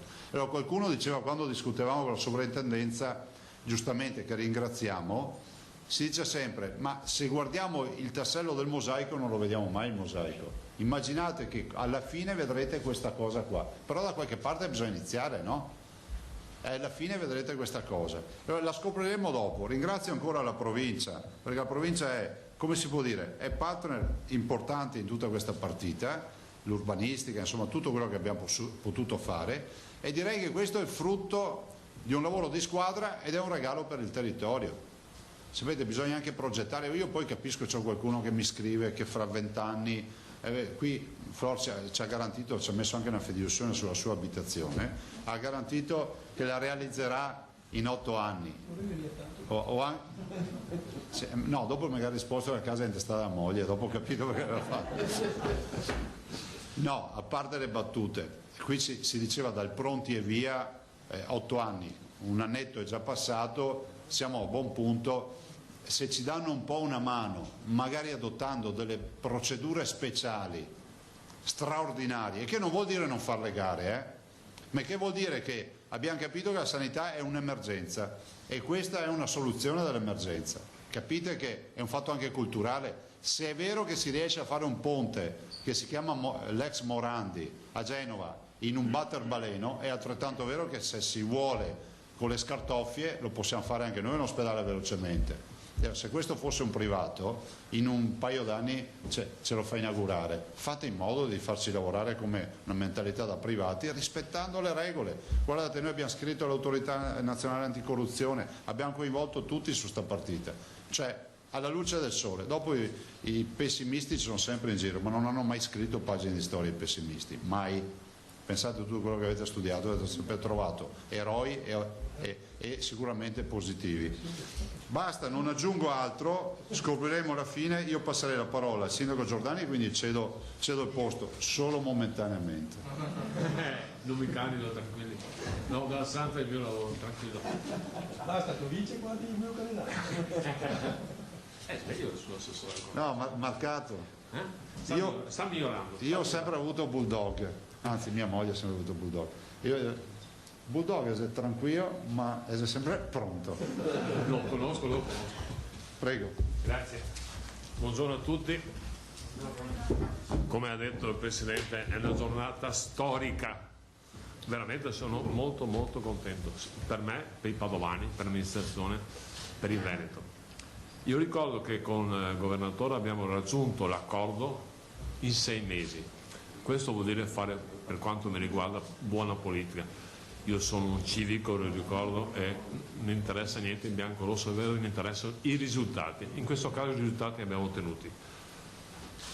Con l'aiuto dei miei tecnici, indispensabile aiuto di Luciano Flor, hanno lavorato 2 anni e mezzo per raggiungere a questo risultato. Noi continueremo a lavorare sotto l'aspetto tecnico, questo, per cui ci sarà sempre la massima collaborazione da parte dell'amministrazione comunale, perché vogliamo avere l'ospedale in collaborazione con la provincia, l'Università di Padova, importantissima. Saranno 2 poli, come ha detto il Governatore, 2 poli di eccellenza, 900 posti letto più 900 posti letto. Un pronto soccorso nuovo, molto importante,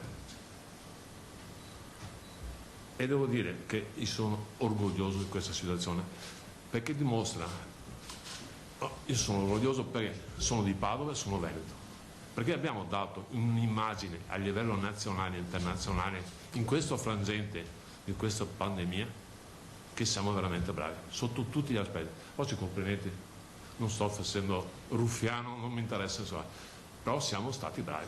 E quando parlo con i miei amici a livello anche internazionale abbiamo fatto una figura eccezionale. Chiaramente i morti sono sempre morti, che sia chiaro, ma però rispetto alle altre zone bisogna levarsi tanto il cappello per quanto riguarda Padova. Abbiamo avuto tipo il professor Crisanti, che ho piacere di conoscere, bravissimo.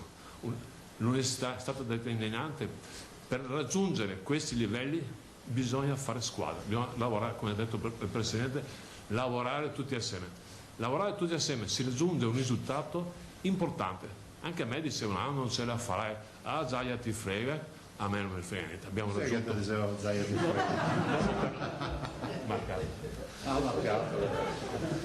Io mi fido, non mi ha mai imbrogliato a ragione Alberto, sono sempre stato in linea perfetta.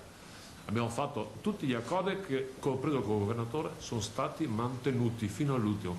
Luciano Flora stessa cosa, per cui ho fiducia cieca e sono sicuro. Io ho detto a Luciano, da dopodomani ti chiamo un giorno, stalking, per cui voglio che sia fatto l'ospedale di Padova, perché Padova veramente è un'eccellenza. Padova sarà, oltre ad essere capitale del volontariato, sarà capitale della sanità, perché abbiamo una grande università, un grande ospedale, grandi ospedalieri, ci manca la struttura sarà fatta. Vi ricordo che è anche una rigenerazione per quanto riguarda Padova. Adesso l'ospedale di Padova è un accrocchio di tante cose messe assieme nel tempo. Alla fine ne uscirà, e adesso vedremo, qualcosa di interessante e positivo anche sotto l'aspetto di rigenerazione.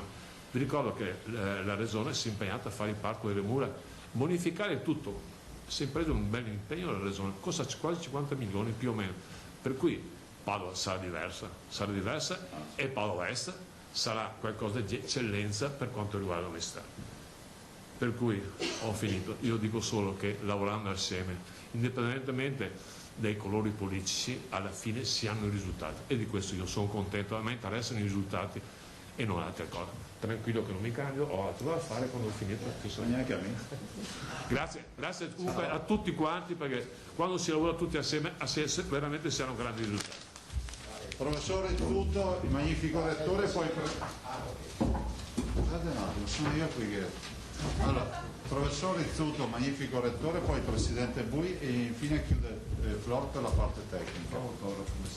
Bene, buongiorno a tutti, sono anch'io lieto di essere qui a porre la firma a nome dell'università in un momento storico, credo anch'io che possa giustamente essere definito storico.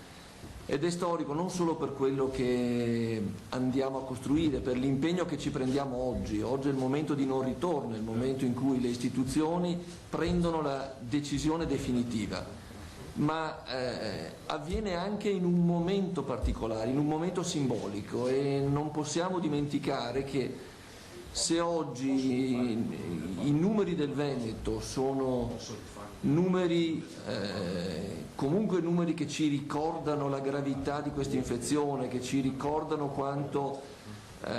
quale emergenza abbiamo affrontato, e sono i numeri di tutto il mondo, non sono i numeri solamente dell'Italia. Oggi possiamo guardare qualunque paesi considerati di riferimento e vediamo che devono pagare tributi di cittadini e cittadine alti. Bene, quindi soddisfazione non si può esprimere, però certamente se c'è stata una regione che ha saputo mitigare questi effetti, che ha saputo rendere questi effetti meno drammatici, quindi ridurre il più possibile, come abbiamo visto, le ospedalizzazioni e i decessi dei cittadini e cittadini, questo è stato il Veneto, e questo è avvenuto perché le istituzioni che rappresentano i cittadini, e sappiamo quanto importante è la partecipazione dei cittadini alle azioni di prevenzione, le corrette abitudini, le istituzioni sanitarie.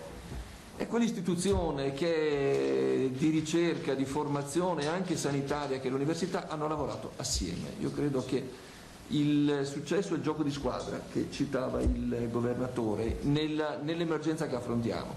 Bene, che in questo momento di emergenza, nel momento in cui noi vediamo la luce finalmente, nel momento di emergenza, possiamo guardare anche al futuro della sanità, possiamo anche immaginare che stiamo costruendo quella struttura sanitaria del futuro che ci permetterà di essere sempre più efficaci nel rispondere alle nuove emergenze, beh, questo mostra che questo gioco di squadra, questa unità tra le istituzioni paga sempre ed è importante per l'emergenza di oggi ed è importante per la strategia futura.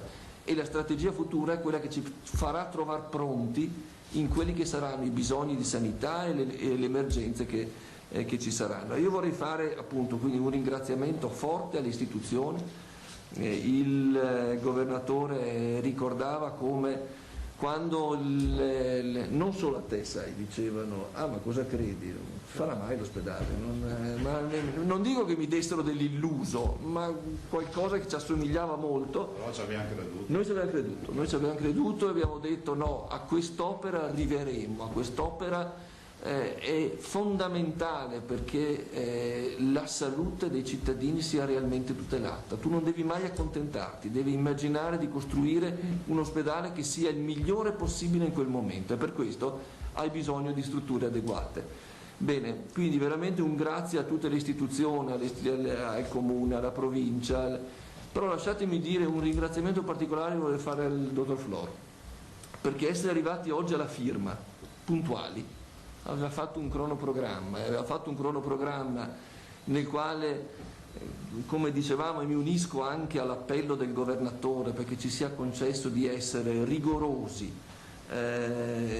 controllati nelle azioni che vengono svolte, ma più rapidi possibili. Non rompiamo quest'idea che per essere corretti bisogna avere una marea di procedure che prendono tempo. Si può essere corretti operando in maniera efficace e leale ed essendo giudicati dopo per quello che uno ha fatto, ma non con una marea di carte in partenza. Quindi io credo che condivido totalmente questo appello e spero che questa linea del tempo si accorci. Però che in questa preparazione arriviamo puntuali, perché questa è la risposta che dobbiamo dare quando siamo stati travolti dall'emergenza coronavirus e chi è responsabile di un ospedale che ha curato così bene centinaia di cittadini veneti è riuscito anche a rispettare l'impegno che si era preso, io credo che questo sia motivo di legittimo orgoglio per il dottor Flor e di gratitudine da parte nostra. Noi oggi arriviamo puntuali, arriviamo a volere finalmente vedere, e questa è l'ultima cosa che vi voglio dire, un ospedale che nasce progettato in maniera moderna. Spesso succede che si costruiscono gli stabili e poi si occupano e quindi tu sei costretto ad avere una organizzazione sanitaria che occupa degli spazi disegnati secondo uno schema preordinato. Questo ospedale su 2 poli nasce integrato e nasce con una visione che niente viene duplicata o niente è ridondante e quindi inefficiente, quindi nasce già con una visione di medicina moderna nel quale le diverse funzioni si integrano perfettamente in un'unica struttura che su 2 poli risponde, come è stato detto, a 2 funzioni che sono funzioni complementari e diverse e che insieme costituiscono un apparato unitario. Ecco, questo nasce oggi così e nasce oggi così perché è stato fatto un lavoro di preparazione molto forte. Quindi siamo felici di aver contribuito a questo lavoro di preparazione e adesso vogliamo correre. Grazie Rettore. Presidente Bui, prego. Guardate, c'è un termine che è stato introdotto dal governatore e dal sindaco e poc'anzi anche dal magnifico rettore, che è un aggettivo che non deve passare come retorica o quasi banale, che è assieme. Assieme è importante in un momento in cui soprattutto le istituzioni non sempre riescono a dialogare, laddove anche ci sono degli obiettivi da raggiungere. Padova, il Veneto, le istituzioni territoriali stavolta ci sono riuscite e ci riusciranno anche in futuro.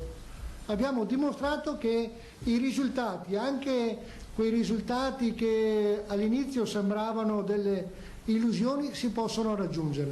in un momento dove le divisioni sono continue, dove le campagne elettorali sono continue, dove ognuno vuole magari raggiungere le rendite di posizioni migliori.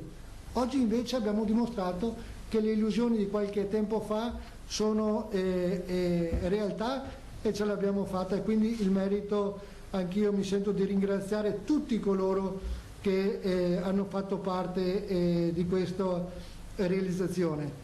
Oggi siamo al punto di non ritorno, lo diceva il magnifico rettore, ma siamo alla partenza. Oggi dobbiamo costruire la fase realizzativa e saranno anni di ulteriore impegno, saranno anni di ulteriore impegno che ci devono vedere altrettanto uniti nel portare a casa concretamente il risultato, vedere le ruspe in azione a San Lazzaro, vedere i padiglioni che crescono e vedere e dare mostra della medicina padovana che si apre al nostro territorio, ma soprattutto che si apre al mondo, anche con le nuove tecnologie della medicina, perché non sarà più la medicina che abbiamo conosciuto fino adesso, ma sarà una nuova medicina che probabilmente farà tesoro anche delle esperienze di questi ultimi giorni, dove la tecnologia, l'informatica serviranno per ripensare al nostro modo di costruire e anche di dare servizi. Quindi grazie a tutte le istituzioni, al governatore, al sindaco, al rettore,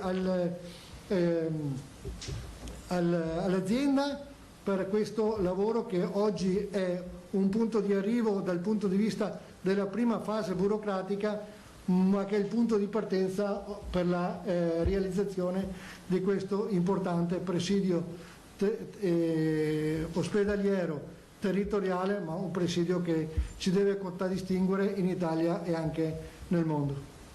Grazie. Prego Flor. Dottor Flor.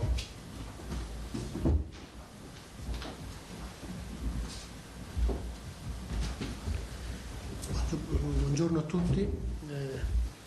La prima cosa vorrei condividere i ringraziamenti che ho ricevuto con i tecnici della Regione, della provincia, del Comune e della Università, perché con loro abbiamo costruito questo lavoro e senza la loro collaborazione sostanziale non saremmo oggi qui. La seconda cosa, lo dico anche con un po' di orgoglio anche da parte loro, quando nel 2017, dicembre 2017, abbiamo fatto il cronoprogramma, ci dicevamo che è quasi impossibile, perché il cronoprogramma che abbiamo fatto era dicembre 2017, dicembre 2027, io dico 70 giorni, 70 mesi per arrivare al cantiere che durerà 50 mesi. Queste sono le cose che vuol dire noi oggi siamo in una fase intermedia, quello che ci aspetta nell'immediato è lavorare per riuscire a pubblicare un bando di progettazione in autunno, che vuol dire poi a chi farà il progetto dovremo dare 6 mesi di tempo per fare il progetto, dovremo prenderci del tempo per valutarlo, perché il progetto, immaginatevi, lo si può esprimere in giga, ma lo possiamo esprimere in metri cubi. Ogni progetto di questo genere che arriverà è un metro cubo di documentazione, e quindi successivamente andare all'appalto dei lavori. Morale: ad oggi siamo nei tempi, saremo nei tempi se in autunno pubblichiamo il bando di progettazione, saremo nei tempi se nel 2023 parte il cantiere. Ricorsi non conta niente, nel 2023 deve partire il cantiere, e questo vuol dire che a dicembre 27 avremo rispettato questi tempi. Di quello che c'è dentro, di tutto quello che noi dobbiamo fare, credo conti fino a un certo punto, contano i risultati, e di questi noi vogliamo render conto. Io voglio render conto dei tempi rispettati e dei risultati che riusciamo a ottenere.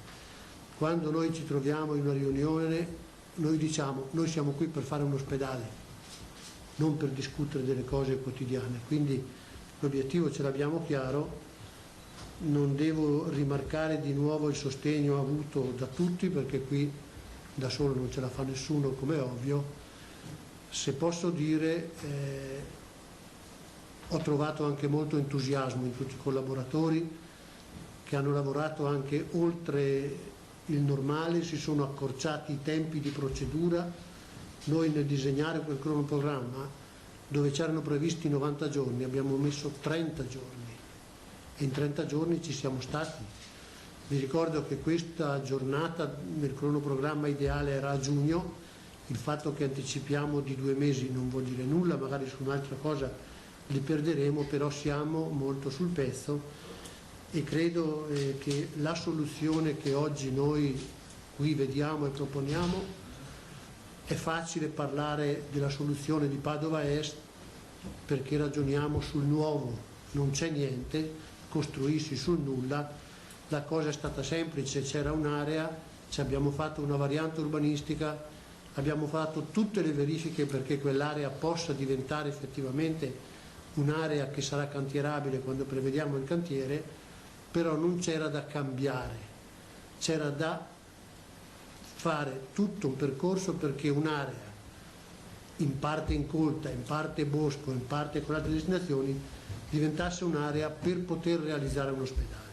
E oggi quell'area è un'area dove si può realizzare un ospedale, ha tutte le autorizzazioni. Diverso era via Giustiniani. Via Giustiniani sapete che storicamente questa è la sede dove da secoli l'ospedale di Padova sta crescendo. Bene, noi riproponiamo oggi una soluzione di un nuovo ospedale in via Giustiniani, ma dove l'ospedale restituisce alla città spazi, restituisce verde, restituisce il prestigio storico della parte di ospedale, c'è una parte di ospedale che è del 1700, restituisce una vivibilità al centro storico della città che fino a questo progetto era inimmaginabile. E non è un passo indietro, è un grandissimo passo in avanti, perché su questa area coesisteranno architetture di 4 secoli diversi che raccontano la storia della medicina. Raccontano la storia della medicina del 1700, del 1800 fino a questo secolo, e quindi le diverse architetture che si inseriscono nel centro storico. E se la città per 5 secoli ha voluto l'ospedale in questa sede, bene, le amministrazioni hanno confermato che in questa sede resta un ospedale e resterà un ospedale di assoluto rilievo che alla fine del processo sarà un ospedale interamente nuovo. Questo è l'impegno, questo è quello che qui oggi viene rappresentato e che qui oggi viene presentato come un impegno di quello che faremo in futuro. Quindi non ci sono solo opinioni. Noi oggi portiamo dei dati, portiamo dei numeri, portiamo dei progetti visibili e io credo che questo sia la sintesi di quello che diceva il Presidente. Noi siamo qua a dire quello che abbiamo fatto e faremo e non a portare le nostre opinioni. Grazie a tutti per la collaborazione di nuovo e andiamo a vedere cosa c'è sotto, finiamo prima. Adesso aspetta un attimo. Grazie, cedo qua, grazie. No, ringrazio veramente il dottor Flor perché poi è stato il pivot, no, di questa squadra. E prima di firmare direi di scoprire se date una mano, però dobbiamo andare piano, occhio. Da lì, si alza giù. Da lì, tiratelo. Piano, piano, piano, piano con gli alberi. Eccolo qua ragazzi, vedete? Allora lì sulla destra, sulla vostra sinistra avete l'attuale insediamento di via Giustiniani. Qui c'è come diventerà, quindi vedete il parco delle mura, le aree verdi che ne escono, quindi è totalmente stravolto tutto l'ambito di via Giustiniani con il nuovo ospedale recuperato di 900 posti letto, quindi è assolutamente una grande riqualificazione, lo si diceva prima, penso che dia una dimensione, poi ve lo guardate magari con calma, se dovete fare delle foto particolari riconoscete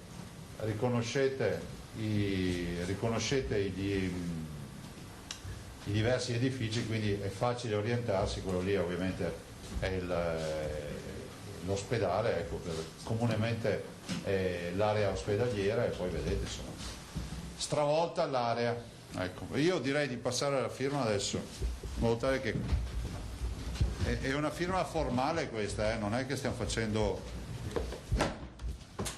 cascarai qua, no? Vabbè. Allora, io passerei per le firme, chiamerei il sindaco di Padova. Aspetta, spostiamo questo. Prego sindaco. Grazie. Lauro onore causa. Ah, sì, potresti sì ragionare su questo fronte.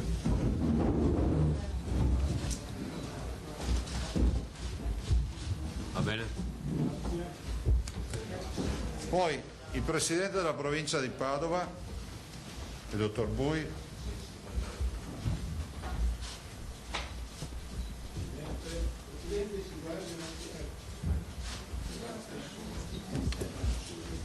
Ovviamente il magnifico rettore, il professor Rizzuto.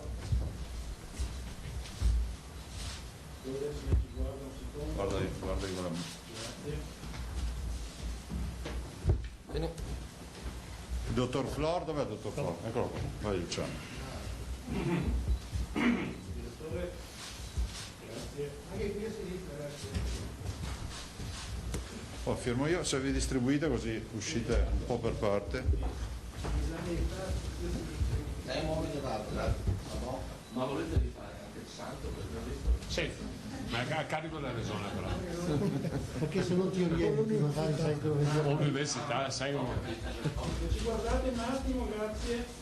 È venuto anche qua. Facciamo vedere questo. Sì, grazie. C'erano i microfoni, esatto, grazie Presidente. Grazie. Ecco qui, e grazie. Grazie. Un applauso penso. Riprendetevi le sedie, ce ne sono. Allora riprendete le postazioni di prima,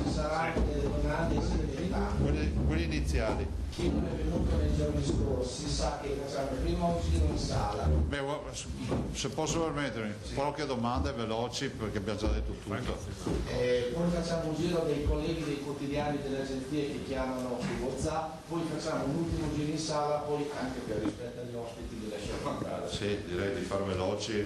Allora, alzate la mano che vi do la parola. Filippo Tosato, Martino di Padova. Sì, allora io ho due domande che sono rivolte a due interlocutori diversi, però le domande sono le stesse, cioè al governatore Zaia e al direttore Flor. In che modo questo progetto, che è un progetto molto ambizioso, molto importante, terrà conto dell'esperienza che stiamo vivendo sul versante delle emergenze? Lo dico perché ad esempio il Policlinico Universitario in zona est prevede un'area di ricerca. Ecco, in che modo potrà essere calata l'esperienza scientifica e clinica? E poi per te, Presidente, ho una domanda che prescinde da questo, insomma una domanda diciamo che... L'esperienza, allora, il tema dell'emergenza qui è già previsto nel progetto originario, che comunque sia assolutamente un policlinico performante sotto tutti i profili sanitari, cioè non si è progettata una cosa vecchia. Per dirla in soldoni, se fosse stato realizzato l'avremmo utilizzato, pensate solo ai blocchi della ricerca, delle terapie intensive, i tamponi, tutto quello che viene in mente, cioè avremmo avuto una base, una base importante. La verità è che queste strutture hanno bisogno di essere assolutamente realizzate in tempi ragionevoli, punto. Io suggerire l'opinione di tutti. Dopo usare direttamente il microfono. Intanto non è che siamo qua che aspettiamo che arrivi l'altro coronavirus, se non arriva dobbiamo andare lo stesso.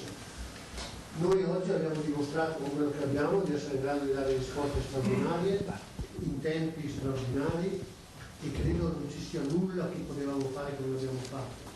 Io ho dichiarato che avrei preferito avere un ospedale nuovo, lo confermo, perché comunque ha delle possibilità logistiche, impiantistiche e di facilitazione dell'assistenza che l'ospedale vecchio su qualche cosa ci ha comportato qualche ostacolo.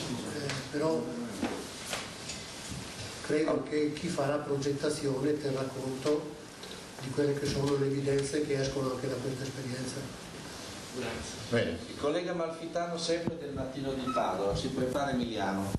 Sì, volevo chiedere al Presidente, per quanto riguarda il finanziamento, siccome si parla di una linea di credito che potrebbe arrivare dall'Europa di 35-36 miliardi di euro del famoso MES di cui parla il Governo e viene utilizzata proprio per strutture sanitarie, non sarebbe possibile, secondo lei, accedere a questi fondi del MES per finanziare magari il nuovo ospedale di Padova, magari accelerando i tempi e magari anche altre strutture sanitarie del Veneto? Ma guardate, allora intanto non è ancora ben definita tutta questa operazione, non ho neanche capito se è attivata, attivabile e non ho ancora visto la discussione parlamentare, mi fermo qui. Dico in generale che ovviamente posso dire che ci si aspetta che i prossimi investimenti di natura di edilizia sanitaria siano assolutamente sostenuti, ma questa è una considerazione che abbiamo sempre fatto a prescindere dal MES, cioè non voglio neanche entrare in questo dibattito. Si conferma INAIL e BEI come possibili fonti di finanziamento?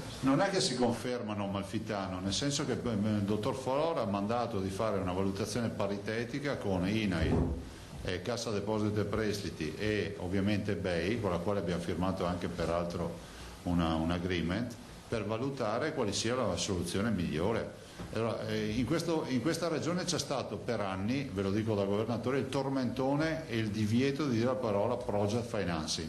È come se dicessimo che uno ruba solo in determinate occasioni.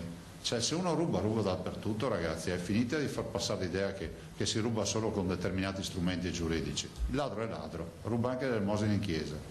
La verità è che noi dobbiamo fare invece una vera valutazione di natura finanziaria, con advisor finanziari, coinvolgendo anche l'università, sulla quale sia la partita migliore e più veloce e più sostenibile per la nostra comunità. Il project non è un lavoro. Ma guarda, non stiamo ragionando di project, nel senso che ci sarà l'advisor, la commissione di advisor che ci dirà qual è la miglior soluzione. Faccio un esempio: se project vuol dire 10% di fondi privati e 90% di fondi pubblici, capite che ad esempio il project serve solo per velocizzare le pratiche. Se invece il project è 90% di fondi privati e 10% di pubblici, vuol dire che tu sei ostaggio del privato, punto. Ma non sto promuovendo assolutamente una forma giuridica, ci diranno quella che va meglio. Che sia chiaro, scrivete dappertutto, noi abbiamo anche fin dall'inizio scritto all'ANAC su questa partita, nel senso che vogliamo fare un percorso assieme. È nel nostro interesse che non ci siano guai. Emiliano Tribusetti, segretario della Goldi, Fisiero. Buongiorno, volevo solo capire se la palazzina di pediatria, quindi pediatria, è inserita nel cronoprogramma, è un'attesa anche questa molto importante per la città di Padova. Si va avanti, il dottor Flor sta tentando di chiudere tutte le partite, quindi siamo per la pubblicazione del bando lavori alla volta dell'autunno e via. Voglio ricordare che ne abbiamo stanziato, che cifra sei? Quanti milioni? 60 milioni, ma guardate che penso che siano 6 o 7 anni che sono stanziati ormai. Sì, dal 2015. Dal 2015, ecco, sono 5 anni. Tanto perché non vorrei, poi sapete, la memoria è labile nei cittadini, non vorrei che qualcuno pensasse che c'è qualche comitato o qualcuno che ha promosso, no, sono 5 anni che sono dei soldi e la dovremmo già aver realizzata se non avessimo avuto tutti i guai che abbiamo avuto. C'è persino qualcuno che si è pentito di aver vista demolita la pneumologia, pensate voi. Prego. Ivana. Allora, intanto io purtroppo ho seguito pochissimo questa cosa dell'ospedale, quanto costerà, quali sono i costi, e poi adesso con l'emergenza c'è stato il problema dei medici, del personale sanitario, e avete già fatto forse qualche previsione su quante persone potrebbero lavorare in un ospedale del genere, ovvero in 2 ospedali? No, allora, rispetto ai costi, diciamo che verosimilmente va sul $500 milioni, cioè sui 500 milioni, poi da lì si può andare in più o in meno, dipende da cosa si fa. Personalmente, adesso non voglio inquietare qualcuno, io sono convinto che qui ci deve andare anche un campus, dopodiché troveremo un sistema, ma noi l'abbiamo il professor Rizzuto lo sa perché ne abbiamo parlato 1 miliardo di volte, l'abbiamo sempre pensato con l'idea di vedere i ragazzi che vivono in questo consesso, per cui noi al governo chiediamo ovviamente una mano su fare veramente questa mega operazione che penso risulti essere la più innovativa oggi sulla piazza, per cui può diventare veramente un grande elemento di promozione del prodotto sanitario, perché questa è. E per quanto riguarda il personale, non so quanto personale ci entrerà? C'è il differenziale oggi rispetto a domani. Oggi abbiamo 8.000 dipendenti e dovremmo contare che noi abbiamo 1.080 medici e 2.000 medici specializzati. Io non conosco grandi ospedali che vadano in campo, quindi credo che ci confermeremo su questa linea, casomai sarà vedere quando sarà il momento qual è l'organizzazione di questi servizi. Ricordo che abbiamo una prospettiva dove lavoreremo molto e si lavorerà molto anche con la tecnologia che oggi abbiamo disponibile. Dire telemedicina semplicemente non è sufficiente, ma noi avremo tanta attività dei medici in futuro che sarà anche su questo ambito e credo che il nostro ospedale si candidi ad avere un ruolo importante in questa attività. Prego, c'è il professor Rizzuto. Un commento, visto che è stato accennato il tema del campus.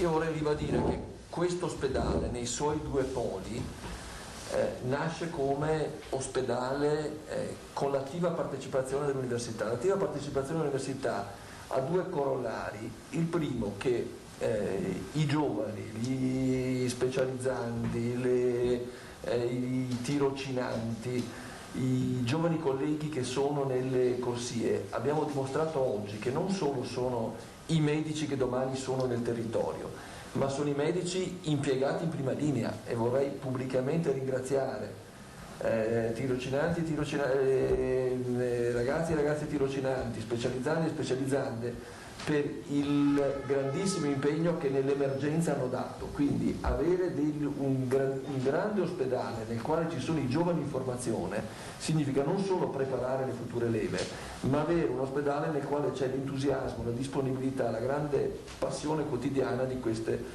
persone. Il secondo elemento che vorrei sottolineare è relativamente alla flessibilità e alla scienza. Allora, credo che l'emergenza coronavirus ci insegni che la scienza non serve solo per l'altissima tecnologia.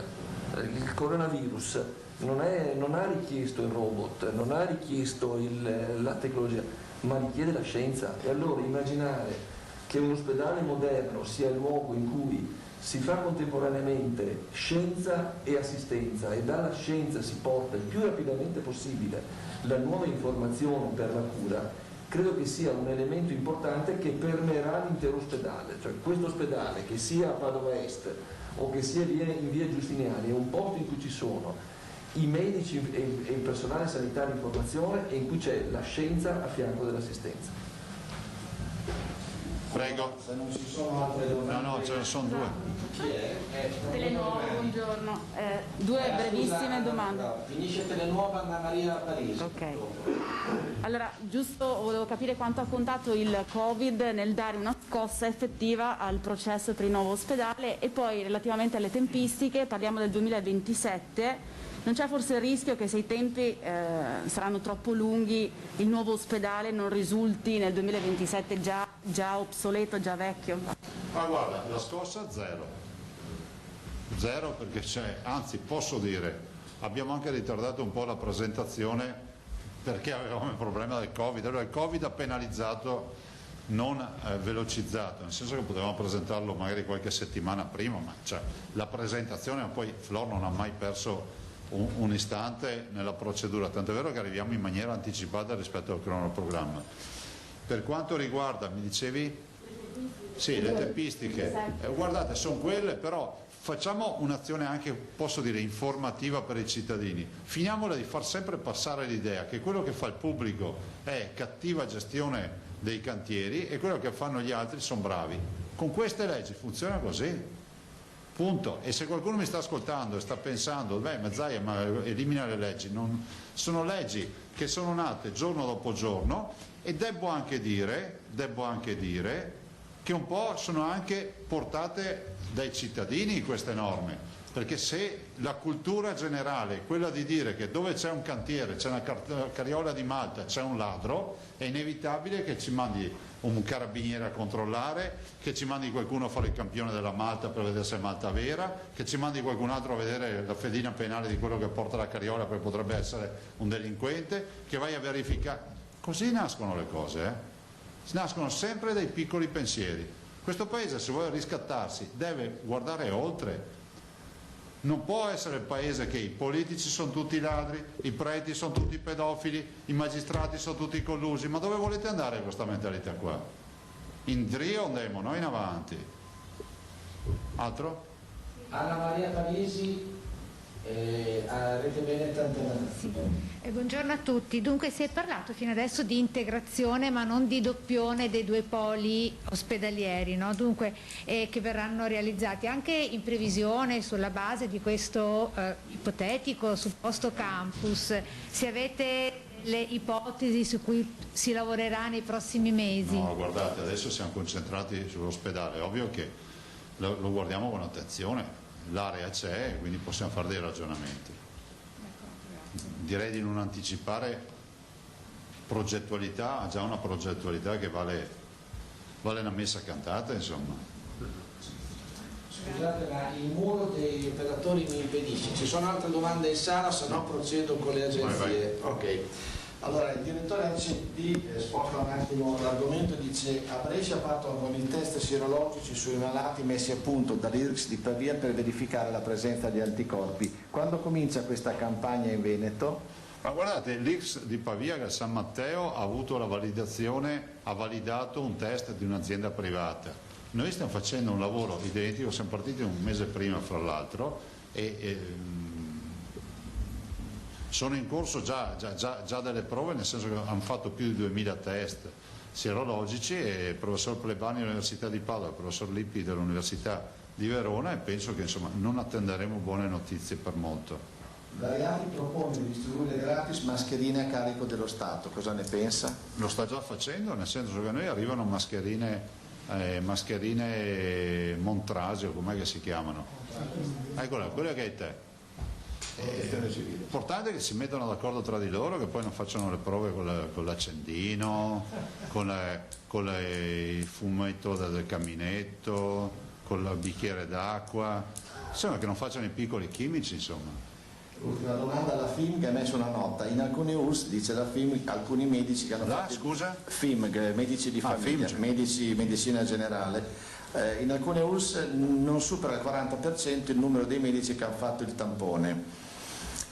Chi lo dice, scusa? La FIMG. E chi della FIMG? Una nota ufficiale della Federazione Medici. Ma noi abbiamo sentito anche ieri il dottor Crisarà, non ho capito. Se manca il 40% dei medici, mancano il 60%. Se per cortesia siamo qui, se ci dice nome e cognome di chi l'ha detto, almeno sappiamo a chi dobbiamo rispondere. Lo dico perché ho visto una tabella con i medici di medicina generale tamponati per le percentuali. Allora, vorrei capire questo 60% di mancanza dove viene fuori. Nicolussi Moro, Corriere del Veneto. Entrambi i poli, dice, costano tutti 500 milioni? Sì, l'operazione si considera che poi abbiamo delle spese anche in via Giustiniani, ma insomma riusciamo... Ragazzi, attenzione che poi non venga fuori storie, 500, 600, cioè la stiamo calibrando in base... Cioè, il Parco delle Mura, giustamente il sindaco ha detto 50 milioni per bonificarle, dopodiché capite che è abbastanza, ovviamente si va con progetti esecutivi, vediamo le cifre quando abbiamo i progetti esecutivi, cioè oggi abbiamo, non è spannometrico, però insomma. Nelle altre due domande avevamo già risposto, invece una domanda che rimane è come siamo messi con la nuova pediatria. L'ho detto prima, autunno parto il bando di gare. Il direttore Domenico Basso di TVA ci sono 3 tipi di cassa integrazione e ognuno con milioni di e ognuno con procedure diverse. Ci sono 7 milioni di lavoratori che rischiano di non vedere un euro. Non sarebbe opportuno unificare tutto in un unico strumento come Condivido, però voglio ricordare che non sono norme regionali, cioè noi dobbiamo sottostare ovviamente a una programmazione, a una legislazione nazionale.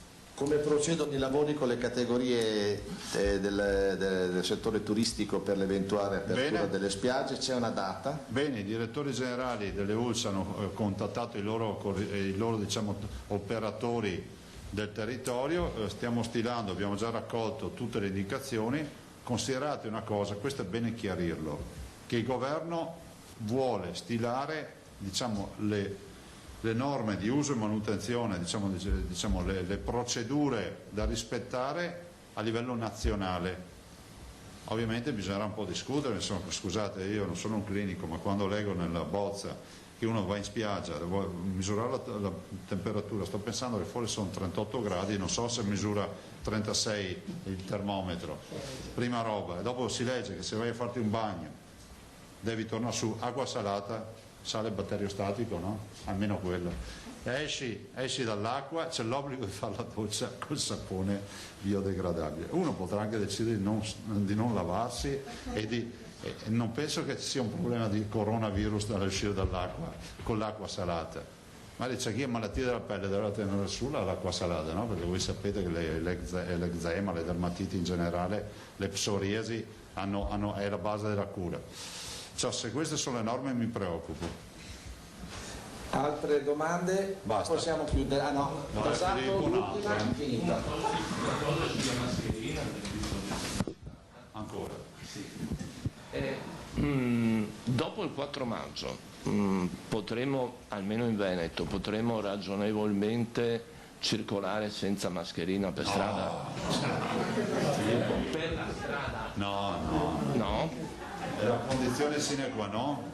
È la condizione sine qua non. Ma anche qui ti ringrazio per la domanda.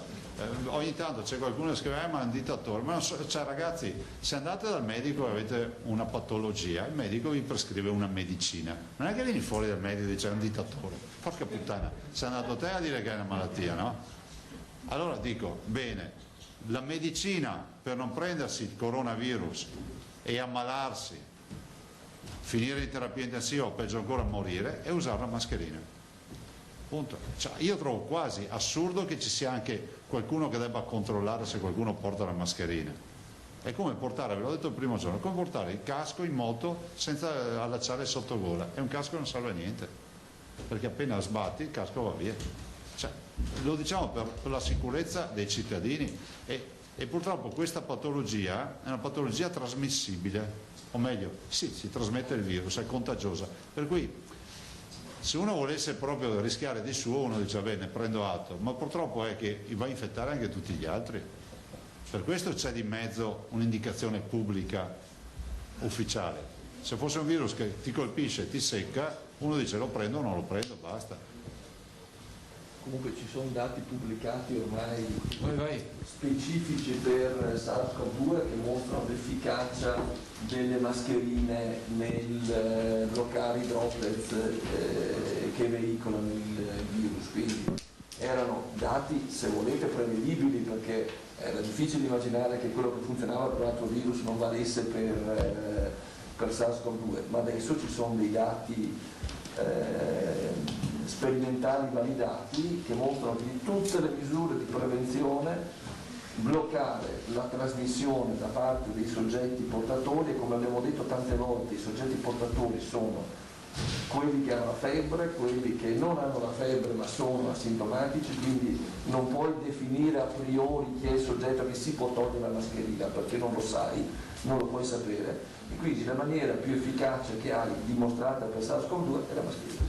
Si parlava di mascherine per strada e ho fatto una domanda perché nelle bozze di governo circolate sulla stampa è anche apparsa l'ipotesi di esentare l'uso della mascherina nei percorsi individuali per strada. Per questo ho fatto la domanda.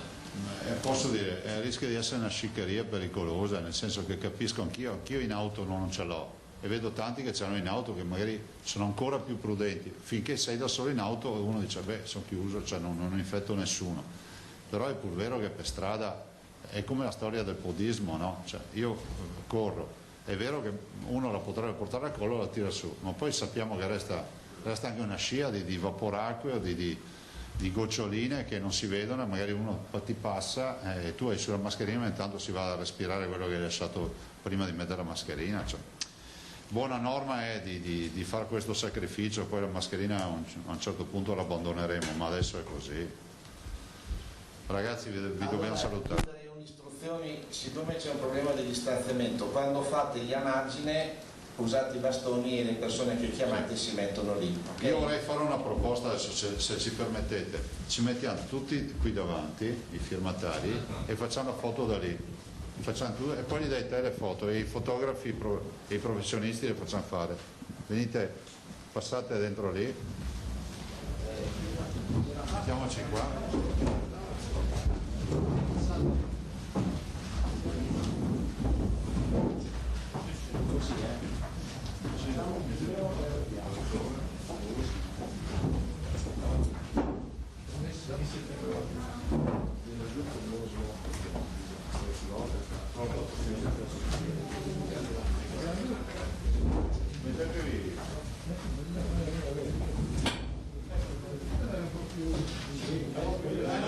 Ragazzi, dai che ho un videoconferenza. Ecco, ci guardate qua, grazie.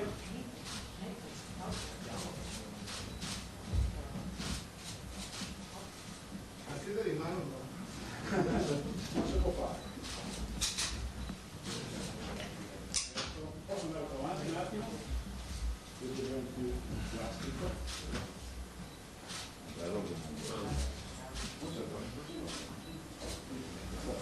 Vedremo il nome della Zena che ho mandato.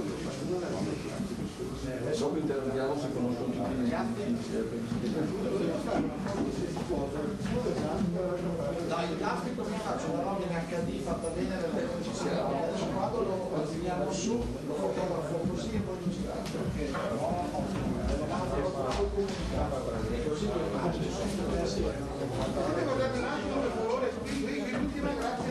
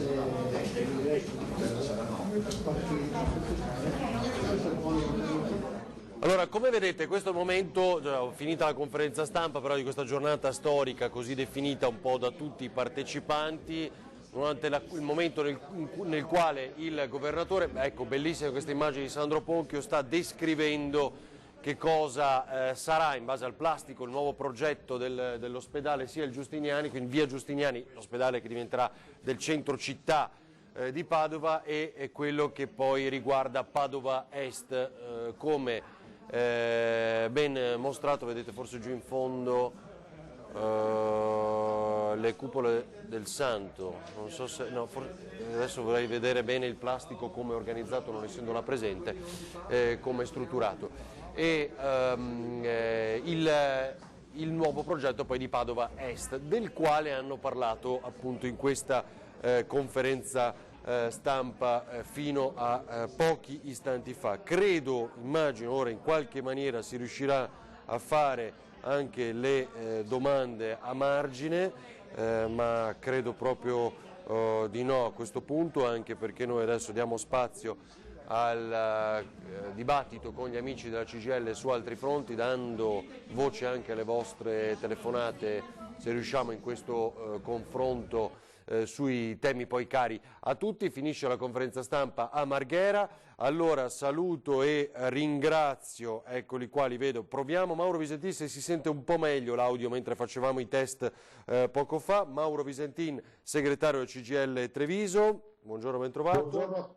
Buongiorno a tutti. Sì, mi sembra un po' sempre in ambientale, devo dire, forse non è collegata a quella cuffia. E Alberto Irone, segretario della Filcams, invece CGIL Treviso. Buongiorno, ben trovato Alberto. Buongiorno a voi. Ok, allora, un paio di cose le abbiamo sentite, già anticipate anche da Baretta, il sottosegretario dell'Economia, durante questa mattinata. Non so se avete avuto poi occasione di sentirle, però ecco, Visentin, da cosa partiamo? Soprattutto perché poi bisogna dare un segnale per il mondo del turismo e del commercio, no? Particolarmente colpito da questa, sul fronte economico, da questa emergenza sanitaria. Noi vorremmo, siccome la trasmissione si chiama la CGIL rispondere sui temi legati al lavoro, e oggi l'idea era quella di poter rispondere in principal modo a quei lavoratori del settore del turismo, del commercio, che in questa fase hanno due situazioni diverse. Una, quelli che sono fermi e che non hanno potuto e non possono lavorare perché le attività sono ferme, e per cui ci saranno tutta una serie di necessità e di informazioni da dare, ma anche per quei lavoratori invece che hanno continuato a lavorare, perché ci sono anche settori come il settore del pulimento, ma anche il settore, come dire, del commercio, dei supermercati, il commercio al dettaglio, eccetera, che in qualche maniera stanno continuando e hanno continuato a lavorare, e ovviamente ci sono senz'altro delle informazioni e delle necessità da soddisfare. Per esempio quali? Per esempio la questione, ad esempio per quanto riguarda i lavoratori del turismo che sono fermi, le richieste di ammortizzazione. Noi abbiamo un dato per quanto riguarda l'INPS, che per quanto riguarda le casse integrazioni ordinarie sono state tutte quante evase fino a ieri, tutte le richieste arrivate. Ora sono pronti per evadere le richieste di FIS, che è il fondo di solidarietà, che è una sorta di cassa integrazione per i lavoratori proprio del commercio e del turismo, per cui si stanno dedicando a questo. E dall'altra parte abbiamo sottoscritto un accordo, rinnovato un accordo che avevamo sottoscritto ancora nel 2015, purtroppo in seguito all'altra grande crisi del 2008-2015, e avevamo sottoscritto con la Regione per quanto riguarda l'anticipo sociale per le casse integrazioni in deroga. Anche qua abbiamo fatto gli accordi con gli istituti di credito e con la Regione proprio per l'anticipo Visentin, intanto ricordo la possibilità anche di intervenire e fare domande da casa, se avete piacere. 0422 1626 764 è questo numero qui in sovraimpressione, chiamate se volete, come sempre la CGIL risponde. Ho capito bene, ha detto tutte le domande di cassa integrazione sono state evase, ha detto così poco fa?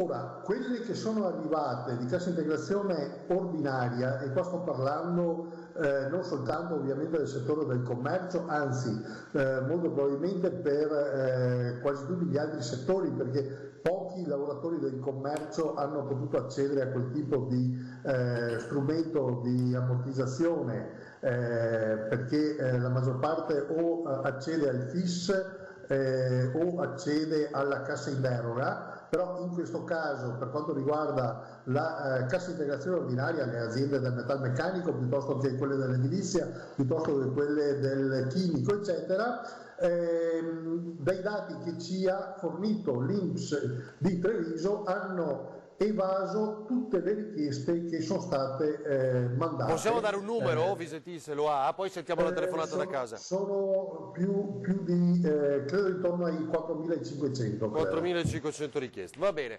Allora, aspetti Irone, sentiamo la telefonata da casa. Pronto, buongiorno. Sì, buongiorno a lei. Buongiorno. Niente, io volevo chiedere un'informazione in merito al bonus dei 600 euro. Sì. Allora, sentivo lunedì che c'erano altri due probabilmente colleghi dei signori di oggi, Sì, c'erano sì. qualcuno dell'Inps, ecco, che dicevano che il bonus spetta anche a chi è iscritto a gestione separata, purché sia iscritto con partita IVA al 23 di febbraio di quest'anno.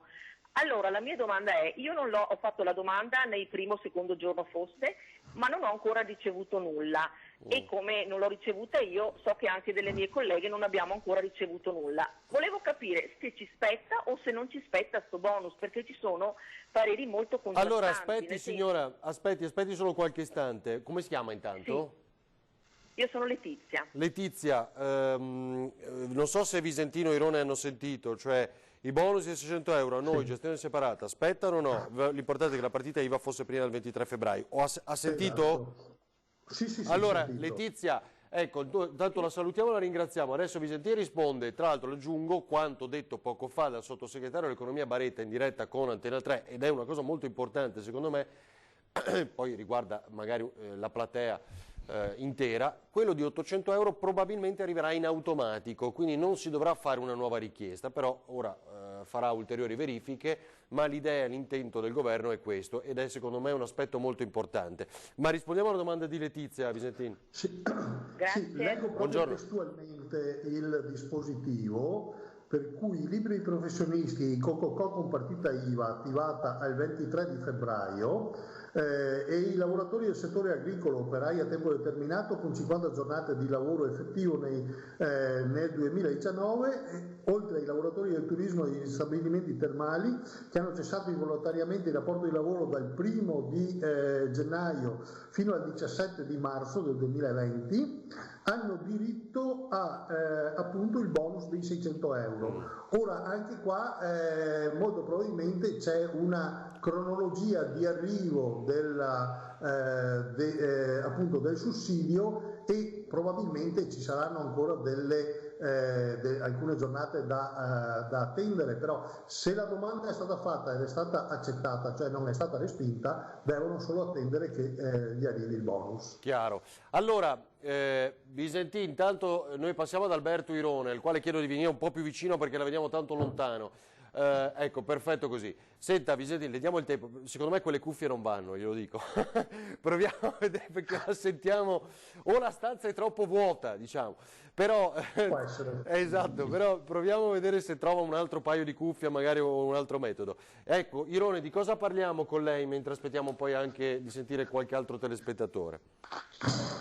Intanto noi come categoria sindacale vorrei ricordare, riprendendo la telefonata di prima, che siamo impegnati da giorni con la raccolta delle indennità dei 600 euro per quanto riguarda il lavoro nel turismo, perché il governo con questi strumenti ha voluto dare una risposta anche a questi lavoratori, una risposta che crediamo giusta, nel senso che sottolinea un'attenzione verso una platea di lavoratori che inevitabilmente avranno dei ritardi nell'accesso alla nuova stagione lavorativa estiva che ormai è alle porte.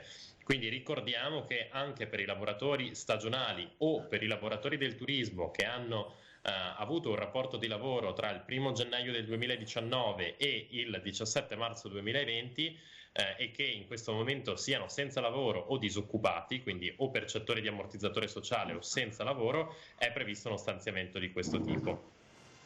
Ecco Alberto, però ha citato gli stagionali, ne abbiamo discusso anche questa mattina.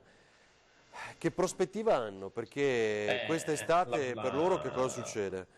La situazione è sicuramente complicata perché abbiamo sentito prima anche dalle parole del governatore Zaia in conferenza stampa, c'è una situazione per la quale è molto complicato immaginare una piena ripresa della stagione estiva da qui a pochi giorni, e dovrebbe già essere, diciamo, in attiva, perché il ponte del 25 aprile, del 1 maggio di solito sono le date nella quale inizia, e sicuramente ci sarà bisogno per i lavoratori di avere certezze sul reddito, quindi noi chiediamo che gli ammortizzatori sociali attualmente in essere vengano prorogati per il mese di aprile e che si faccia un ragionamento sulle indennità che il governo ha stanziato, includendo una serie di categorie che in questo momento sono escluse, come per esempio i bagnini, gli operatori degli operatori dei parchi tematici come i parchi divertimenti o i parchi in generale, gli operatori museali e i lavoratori del settore che è al confine con il settore dello spettacolo,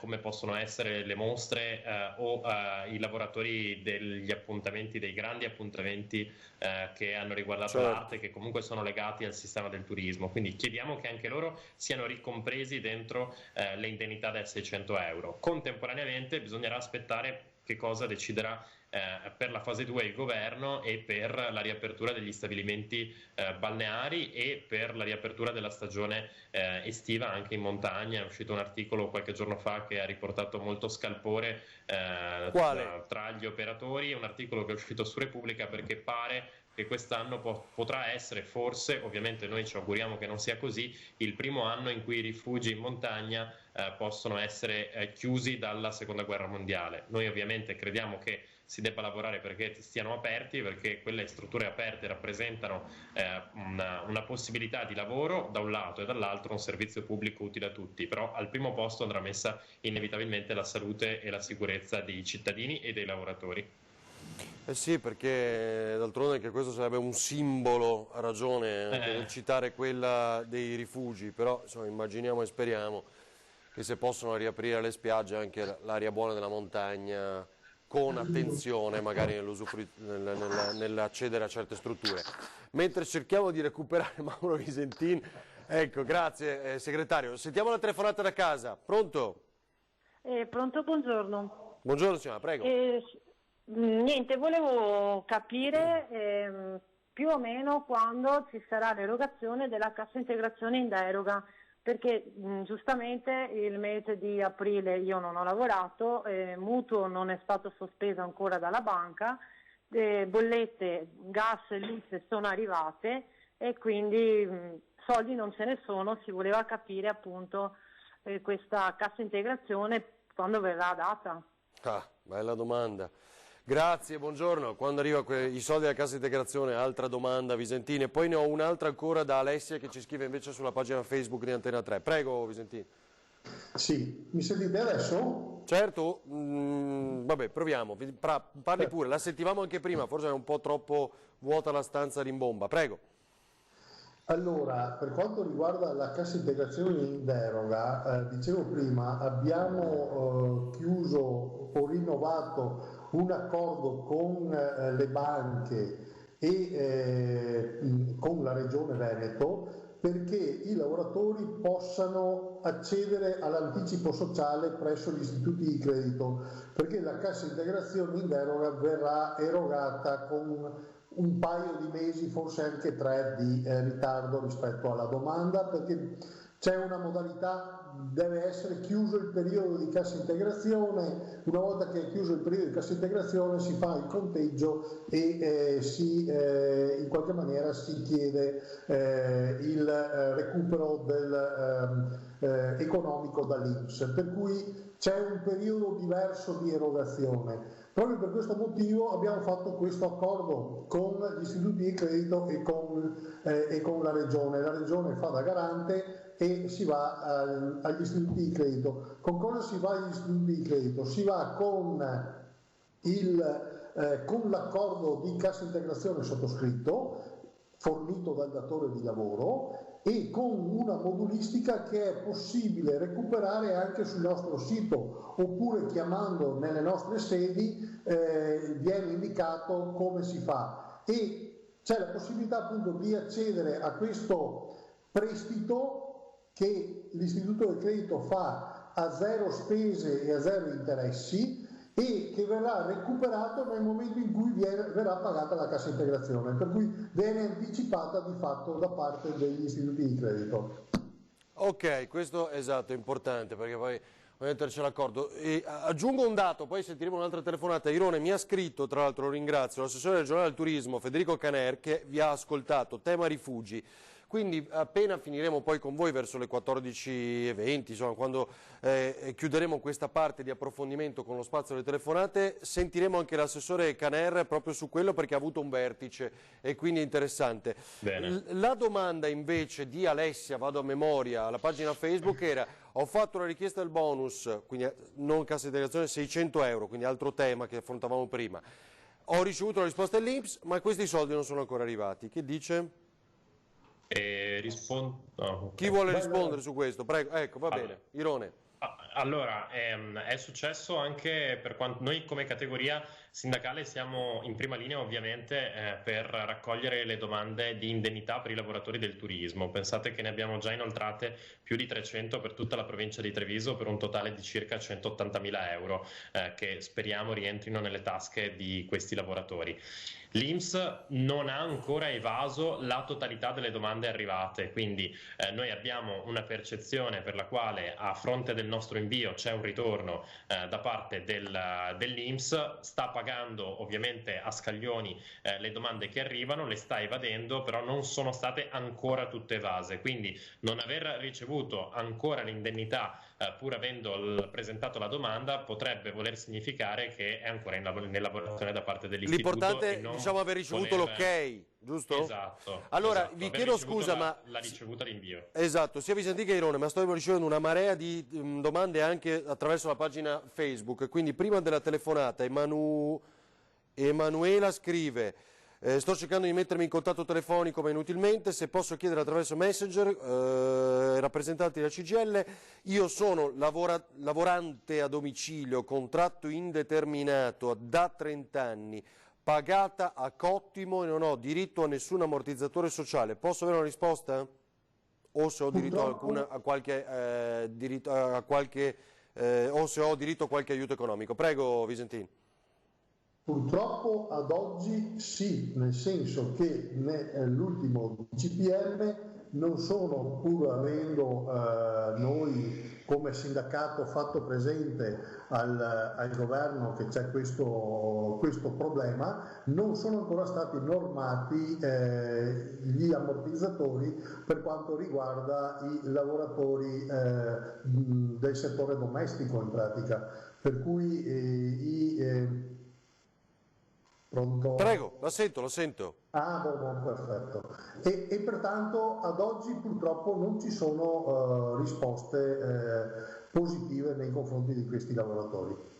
È un problema che noi abbiamo già sollevato da diverso tempo, purtroppo. Allora, intanto venivano diverse domande, rispondo io a Roberta, immagino che noi abbiamo parlato di domande di cassa integrazione, diciamo, arrivate, ma parlavamo di Treviso però, no? Quindi magari Roberta fa riferimento a un'altra provincia, dice da noi poi scopriremo di più, insomma, perché dobbiamo riuscire a rispondere a più persone possibili. Michaela dice: mi sono dimessa, dovevo iniziare a lavorare il 16 marzo in un altro lavoro, giustamente col coronavirus sono a casa, che cosa posso fare? Purtroppo è una casistica che registriamo e che cosa dobbiamo fare? Speriamo che questa emergenza finisca, che lei possa avere di nuovo quell'opportunità, ma non c'è, diciamo, poi risponderà anche a quello, ma sentiamo la telefonata, esatto, non c'è in questo limbo una soluzione. Sentiamo la telefonata, pronto? Pronto? Abbiamo perso forse la telefonata. Pronto? Se c'è parli. Niente. Va bene.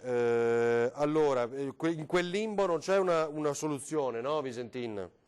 Purtroppo no, questo è uno delle situazioni molto particolari dove un lavoratore di fatto si è dimesso e quando si dimette aveva in quel caso la certezza di iniziare in un altro luogo, però non ci sono ammortizzatori che vanno a copertura di queste situazioni. Esatto. Visetin, poi abbiamo la pubblicità. Fabio si scrive, lei cita che le banche anticipano la cassa integrazione, però fino a settimana scorsa la banca mi ha risposto che hanno aderito ma non c'è ancora una procedura per erogare e nessun modulo per fare la domanda. Questa è una cosa che hanno segnalato anche a voi?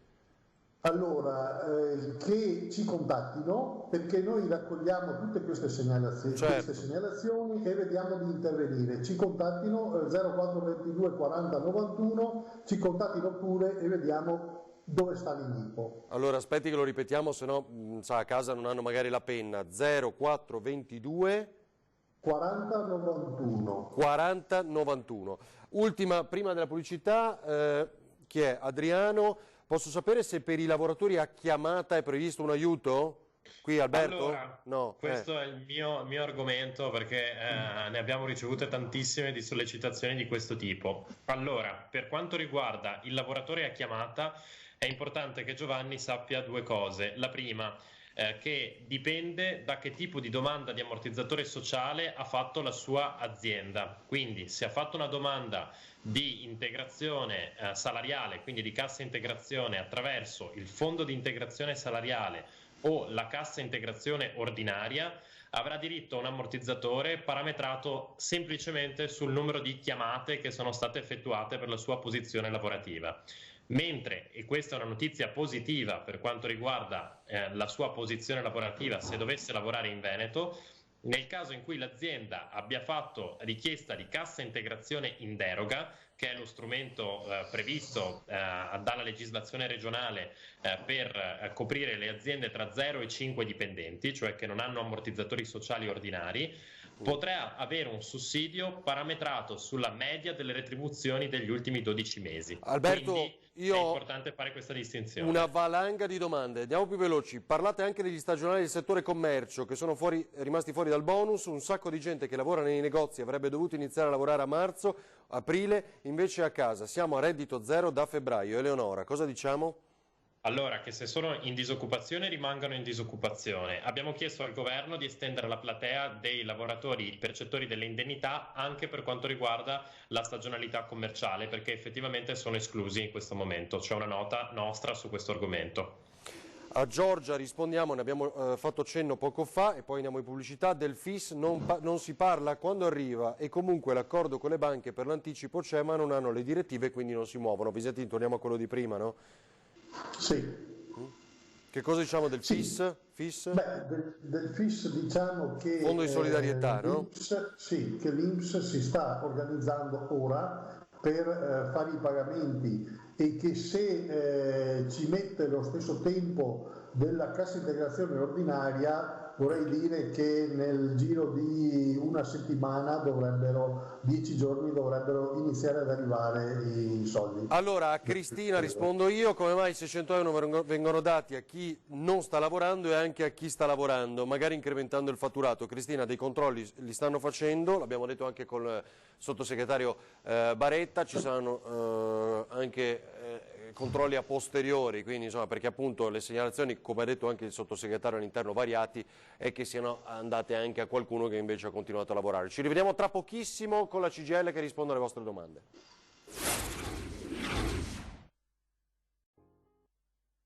Allora, torniamo in diretta, 14.04, un flash, anzi abbiamo telefonate già in attesa, quindi se sono pronte le sentiamo, poi ho decine e decine di messaggi alla pagina Facebook di Antena 3. C'è Italo? Se no? Ah, ok, va bene, va bene. Alberto, vi ho letto questo messaggio ancora di Eleonora sugli stagionali, cosa possiamo dire? Cioè non c'è soluzione per loro? Allora, se in questo momento non hanno reddito, quindi sono senza disoccupazione, le cose da fare cioè la cosa da fare è essenzialmente un'altra e diventa valutare se fare richiesta di reddito di cittadinanza o di ammortizzatori, cioè di misure a sostegno, diciamo, degli inoccupati. Per quanto riguarda invece gli altri, quindi i lavoratori del settore commercio, perché molto del commercio è in realtà legato al sistema del turismo, pensiamo alle città d'arte o pensiamo al sistema turismo nel suo complesso, abbiamo chiesto che vengano comunque che diventino beneficiari dell'indennità dei 600 euro euro per il mese di aprile. E allora in tantissimi ci stanno scrivendo, ho fatto la domanda allora, non mi sono ancora arrivate. Intanto la domanda anche per marzo non scade, no? Quello anche se si fa ora, giusto, non scade, questo è importante, però bisogna aspettare, lo state scrivendo in tantissimi, bisogna aspettare, ne sono state evase moltissime, ma bisogna ancora attendere. Telefonata, pronto? Pronto? Prego signora, andiamo velocissimi. Io volevo sapere per i lavoratori dei check-in degli aeroporti che sono a tempo determinato da anni. Guardi che la sentiamo male, la sentiamo malissimo, sistemi la cornetta. I lavoratori dell'aeroporto, tempo determinato, che hanno finito la cassa integrazione, adesso cosa c'è? Allora, lavoratori, grazie signora, buongiorno, lavoratori dell'aeroporto, tempo indeterminato, finita la cassa integrazione, cosa c'è?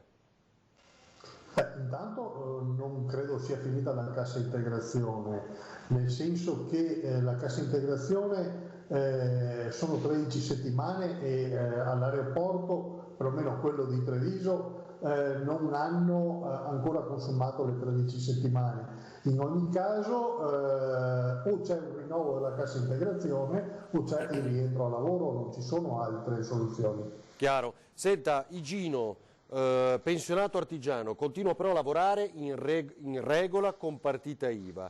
Vorrei sapere se il bonus dei 600 euro spetta anche ai pensionati che però lavorano in regola con partita IVA. No, perché hanno già un altro reddito. Ecco, questa è l'ennesima domanda, ve lo dico. Commessi dei negozi estivi, sono previsti i 600 euro? Per adesso no, perché i 600 euro per quanto riguarda il settore turismo sono previsti per esclusivamente i lavoratori delle attività turistiche o dei ristoranti e della somministrazione, quindi non ancora per i commessi. Questa ve l'ho già letta, devo trovare quelle che non vi ho letto, quelle, questa sull'anticipazione l'abbiamo trovata. Altra telefonata, pronto? Pronto? Sì, pronto? Prego, buongiorno. Buongiorno, sono Flavio da Fossò in provincia di Venezia. Volevo chiedere una cosa, io ho cominciato a lavorare, l'ultimo lavoro il 2 di marzo a tempo determinato. Ho diritto di una cassa integrazione, ho lavorato per 3 settimane e poi fermo per via del corona. Certo, lei dal 22 marzo a tempo indeterminato ha detto? No, io ho cominciato il nuovo lavoro il 2 marzo. 2 marzo. Sì. Allora, per quanto riguarda i lavoratori assunti dopo il 23 febbraio ma prima del 17 marzo, è stata introdotta con il decreto liquidità, che è l'ultimo decreto del governo sulle misure economiche, la possibilità di avere accesso alla cassa integrazione anche per loro. Quindi rispondiamo positivamente, anche su nostra sollecitazione possono accedere agli ammortizzatori sociali, quindi alla cassa integrazione. È importante, quindi una richiesta da parte dei sindacati e della CGIL, questo è importante. Grazie, buona giornata. Prepariamo intanto un'altra telefonata. Anna ci scrive: buongiorno, ho 62 anni e da 20 lavoro presso una pasticceria panificio. Dal 15 marzo sono in cassa integrazione in deroga e come sentito forse sarò licenziata. A cosa ho diritto? Mauro?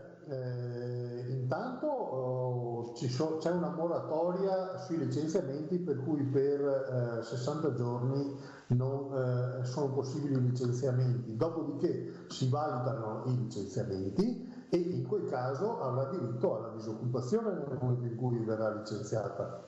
Certo. Che se ha avuto un periodo ininterrotto di occupazione negli ultimi 4 anni avrà diritto a 2 anni di NASPI, di disoccupazione sostanzialmente. Va bene, allora vediamo se c'è un'altra telefonata già pronta. I lavoratori a chiamata ve l'avevo già chiesto? Era già emerso come tema? Sì. Va bene. Perché guardate, faccio fatica a capire quelle che sono davvero tante. Senta, Michele scrive per i lavoratori in nero che cosa è previsto. È stato un dibattito nelle scorse settimane, se vi ricordate. Per i lavoratori in nero è previsto intanto che denuncino il datore di lavoro, per cui li deve mettere in regola, se no si evadono le tasse e anche i contributi e si danneggia la collettività. Dopodiché questi lavoratori, non avendo reddito, possono accedere a tutte quelle prestazioni o provvedimenti previsti per chi non ha reddito. Chiaro. Telefonata, pronto, buongiorno. Buongiorno. Prego, buongiorno. Pronto? Sono quello di prima, ho telefonato. Sto aspettando a parlare. Sì, e siamo in onda infatti, prego, dica. Ah, scusa. Niente. Allora io sono un esercente di Padova, ho un'impresa familiare nell'ambito del lavoro e continuo a lavorare, sono in pensione, non ho diritto ai 600 euro. È un caso simile a quello che abbiamo detto poco fa, no? No, non avevo sentito. Sì, è una cosa che abbiamo citato anche tra i messaggi ricevuti. No, come abbiamo detto no, giusto Visentini? Vi leggo uno un po' più complicato, non so, aiutatemi. Roberta, lavoro da un consulente del lavoro. Non mi risulta proprio che le autorizzazioni CIGO siano arrivate tutte. La CIG in deroga è proprio sicuro il suo ospite che funzioni come ha detto lui? A me risulta che si debba inviare il consuntivo mensile come per la CIG e il pagamento dovrebbe avvenire come per la CIGO. Insomma, vabbè, adesso lasciamo perdere le sigle. Forse qui la risposta che ho dato poco fa, i numeri che noi abbiamo citato riguardano Treviso, no? Però prego Visentini, facciamo chiarezza. Sì, allora, ricapitolando, l'INPS di Treviso ha evaso sostanzialmente tutte le domande di CIGO arrivate all'INPS. Se dopo qualche domanda non è stata spedita, non sono arrivati gli SR41, ma qua entriamo nei tecnicismi, a quel punto è chiaro che non possono elaborare la domanda e fare il pagamento. Per quanto riguarda la cassa in deroga, si va a consuntivo per il pagamento e non sono ancora prese in considerazione dall'INPS. In questo caso, siccome c'è un periodo più lungo di elaborazione, c'è la possibilità di chiedere un anticipo determinato da un accordo, si chiama anticipo sociale. L'accordo è stato fatto con le banche a livello nazionale con l'ABI e a livello veneto è stato ripreso un accordo che era già in essere nel 2015, dove le banche anticipavano gratuitamente, senza caricare come dire, le commissioni e gli oneri legati agli interessi ai lavoratori, perché l'accordo prevede che la Regione si accollasse a questi costi, ovviamente calmierati eccetera eccetera, e che il lavoratore potesse fare la richiesta di anticipo sociale agli istituti di credito presentando la documentazione che è scaricabile dal sito della Regione o dai siti anche del nostro sindacato. C'è un sito, si entra, si scaricano i documenti con il contatto col sindacato e si fa la domanda del anticipo sociale. Allora, dobbiamo chiudere. Guardate che abbiamo ricevuto veramente decine anche di messaggi, non solo telefonate. Una cosa però voglio chiedervi in chiusura, Visentin. Sonia, inviata la domanda ai 600 euro, risulta protocollata il 10 aprile in attesa di esito, fatta come articolo 27 gestione separata, insomma tutte le cose. In attesa di esito, visto che è protocollata, significa accettata e devo aspettare il pagamento? Visentino Irone, non so chi vuole rispondere su questa. Ma sì, allora, se non viene respinta è in attesa di esito. Credo sia una tra quelle, adesso non ho idea se è della provincia di Treviso o meno. Certo, questo non lo sappiamo. Sia tra una di quelle o in attesa di essere evase o che verrà evasa. Eventualmente dovesse essere respinta, gli verrà notificata la respinta. Va bene, grazie davvero. Alberto Irone, vogliamo aggiungere qualcosa anche che non abbiamo magari sottolineato? Sì, che la CGIL sta chiedendo da tempo una piccola considerazione a margine, che si arrivi a un ammortizzatore sociale unico e che soprattutto per quanto riguarda le indennità dei 600 euro per i lavoratori stagionali e per i lavoratori del commercio vengano estese anche nel corso dei prossimi mesi, perché purtroppo non sapremo bene che tipo di previsione si riuscirà a fare da un punto di vista economico. Noi ovviamente ci auguriamo che la salute al primo posto, però ci sia una ripresa all'altezza delle aspettative dei lavoratori, e quindi stiamo insistendo con il governo per questo motivo. Allora Visentin, ma davvero l'ultima, ne approfittiamo. Angela, buongiorno, sono in cassa integrazione dal 1° di aprile, per sapere in che percentuale prenderò il mio stipendio, cioè quanti soldini, considerato che è in cassa integrazione, e in che modalità, come faccio a saperlo? Per l'affitto c'è qualche aiuto? Vivo da sola con una figlia minorenne.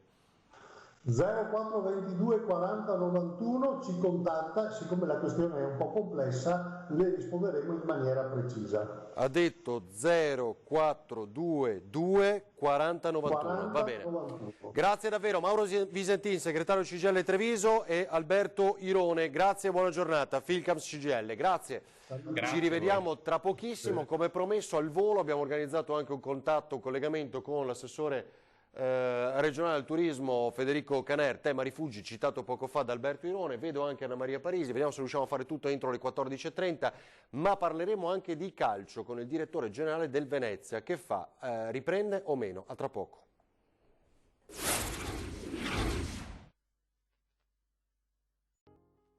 Allora, torniamo in diretta, 14:20, abbiamo pochissimo tempo, però siamo riusciti al volo, e lo ringraziamo, a contattare l'assessore Federico Caner, Regione Veneto, assessore al turismo. Ecco, sì, la vediamo un po' a scatti, ma assessore, approfittiamone. Allora, turismo, rifugi, che cosa? Ma guardi, stamattina ho avuto un incontro, un seminario online, diciamo, con una cinquantina di rifugisti, e mi hanno posto appunto le loro problematiche. Io penso onestamente che scongiuriamo ciò che sentivo prima quindi potranno da alcuni aprire. suoi ospiti.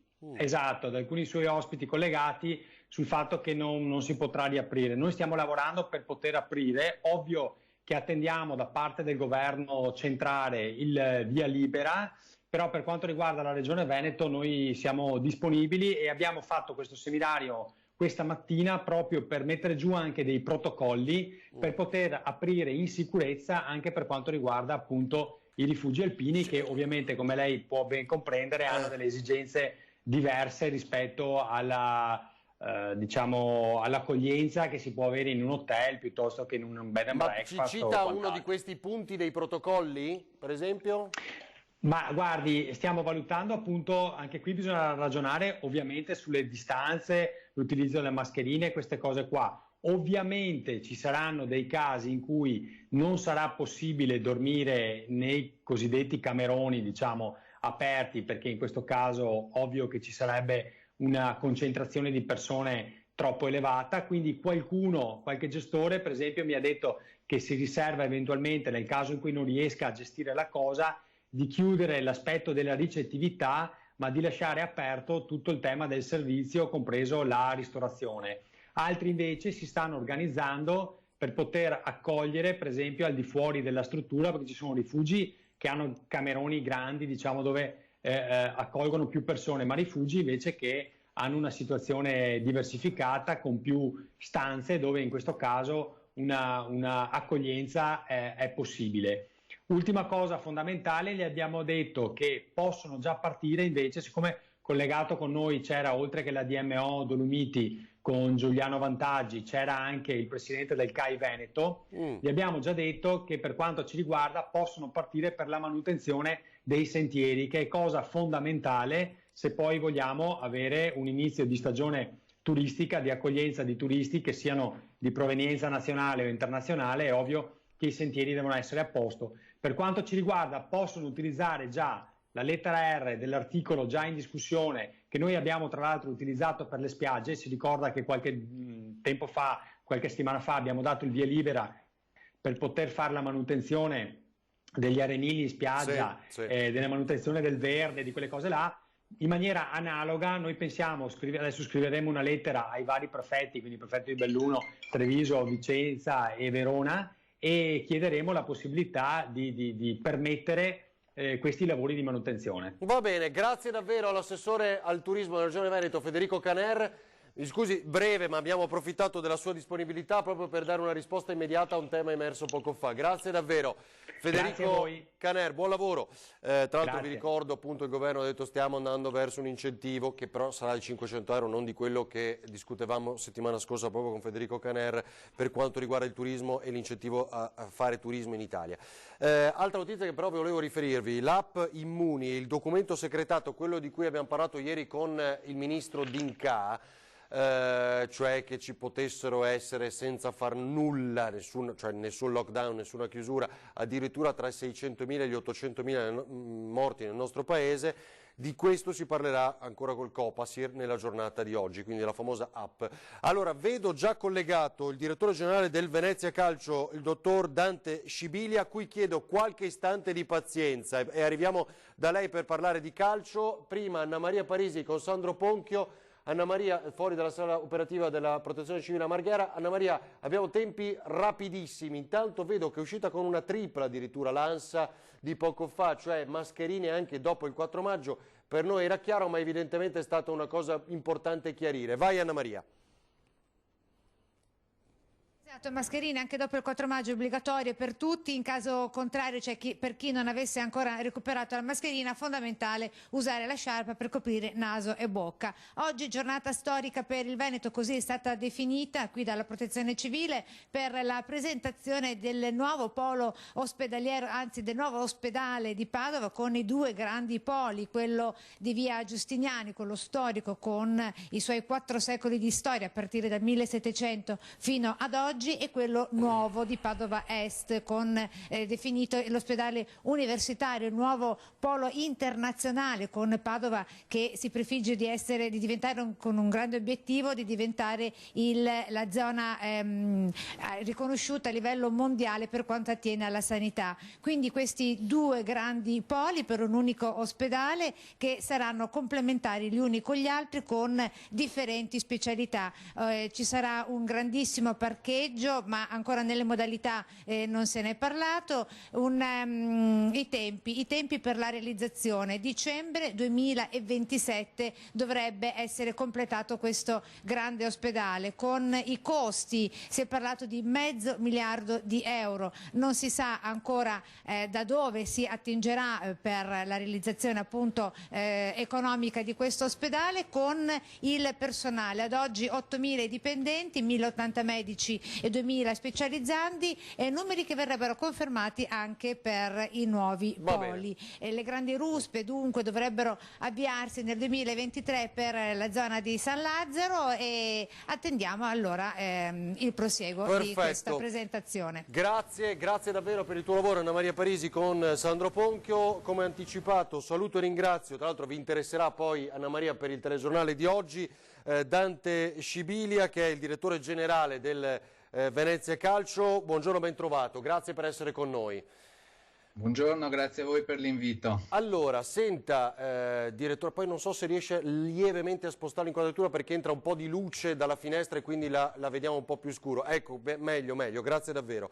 Senta, lei poi dichiarazioni dei giorni scorsi, non abbiamo chiarezza, mi sembra di capire, il calcio riparte o meno, il sindacato dei calciatori mi sembra di capire che voglia ripartire, i club anche forse per i diritti TV, ma il ministro non mi sembra dello stesso avviso. Stadi vuoti, però i giocatori hanno comunque un contatto, grande preoccupazione, che si fa dovessimo riscontrare un caso di positività, insomma tante domande. A che punto siamo con le risposte?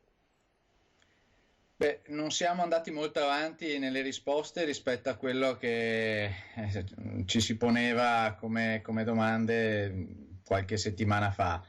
Purtroppo c'è un unico tentativo di cercare di ripartire con il calcio, ma non si sta pensando a cosa si deve fare o a cosa si potrebbe fare se questo non avverrà, perché dobbiamo ricordarci che non è nella nostra disponibilità la scelta di partire o non ripartire, perché ci sono delle questioni come quelle che lei ha accennato che potrebbero costringere alla chiusura definitiva del campionato, cioè la presenza per esempio di un nuovo caso di positività al Covid-19 costringerebbe quella squadra e quelle che hanno giocato con quella squadra a una quarantena forzata, il che vorrebbe dire non concludere i campionati nei tempi massimi previsti, che sono quelli del 31 agosto.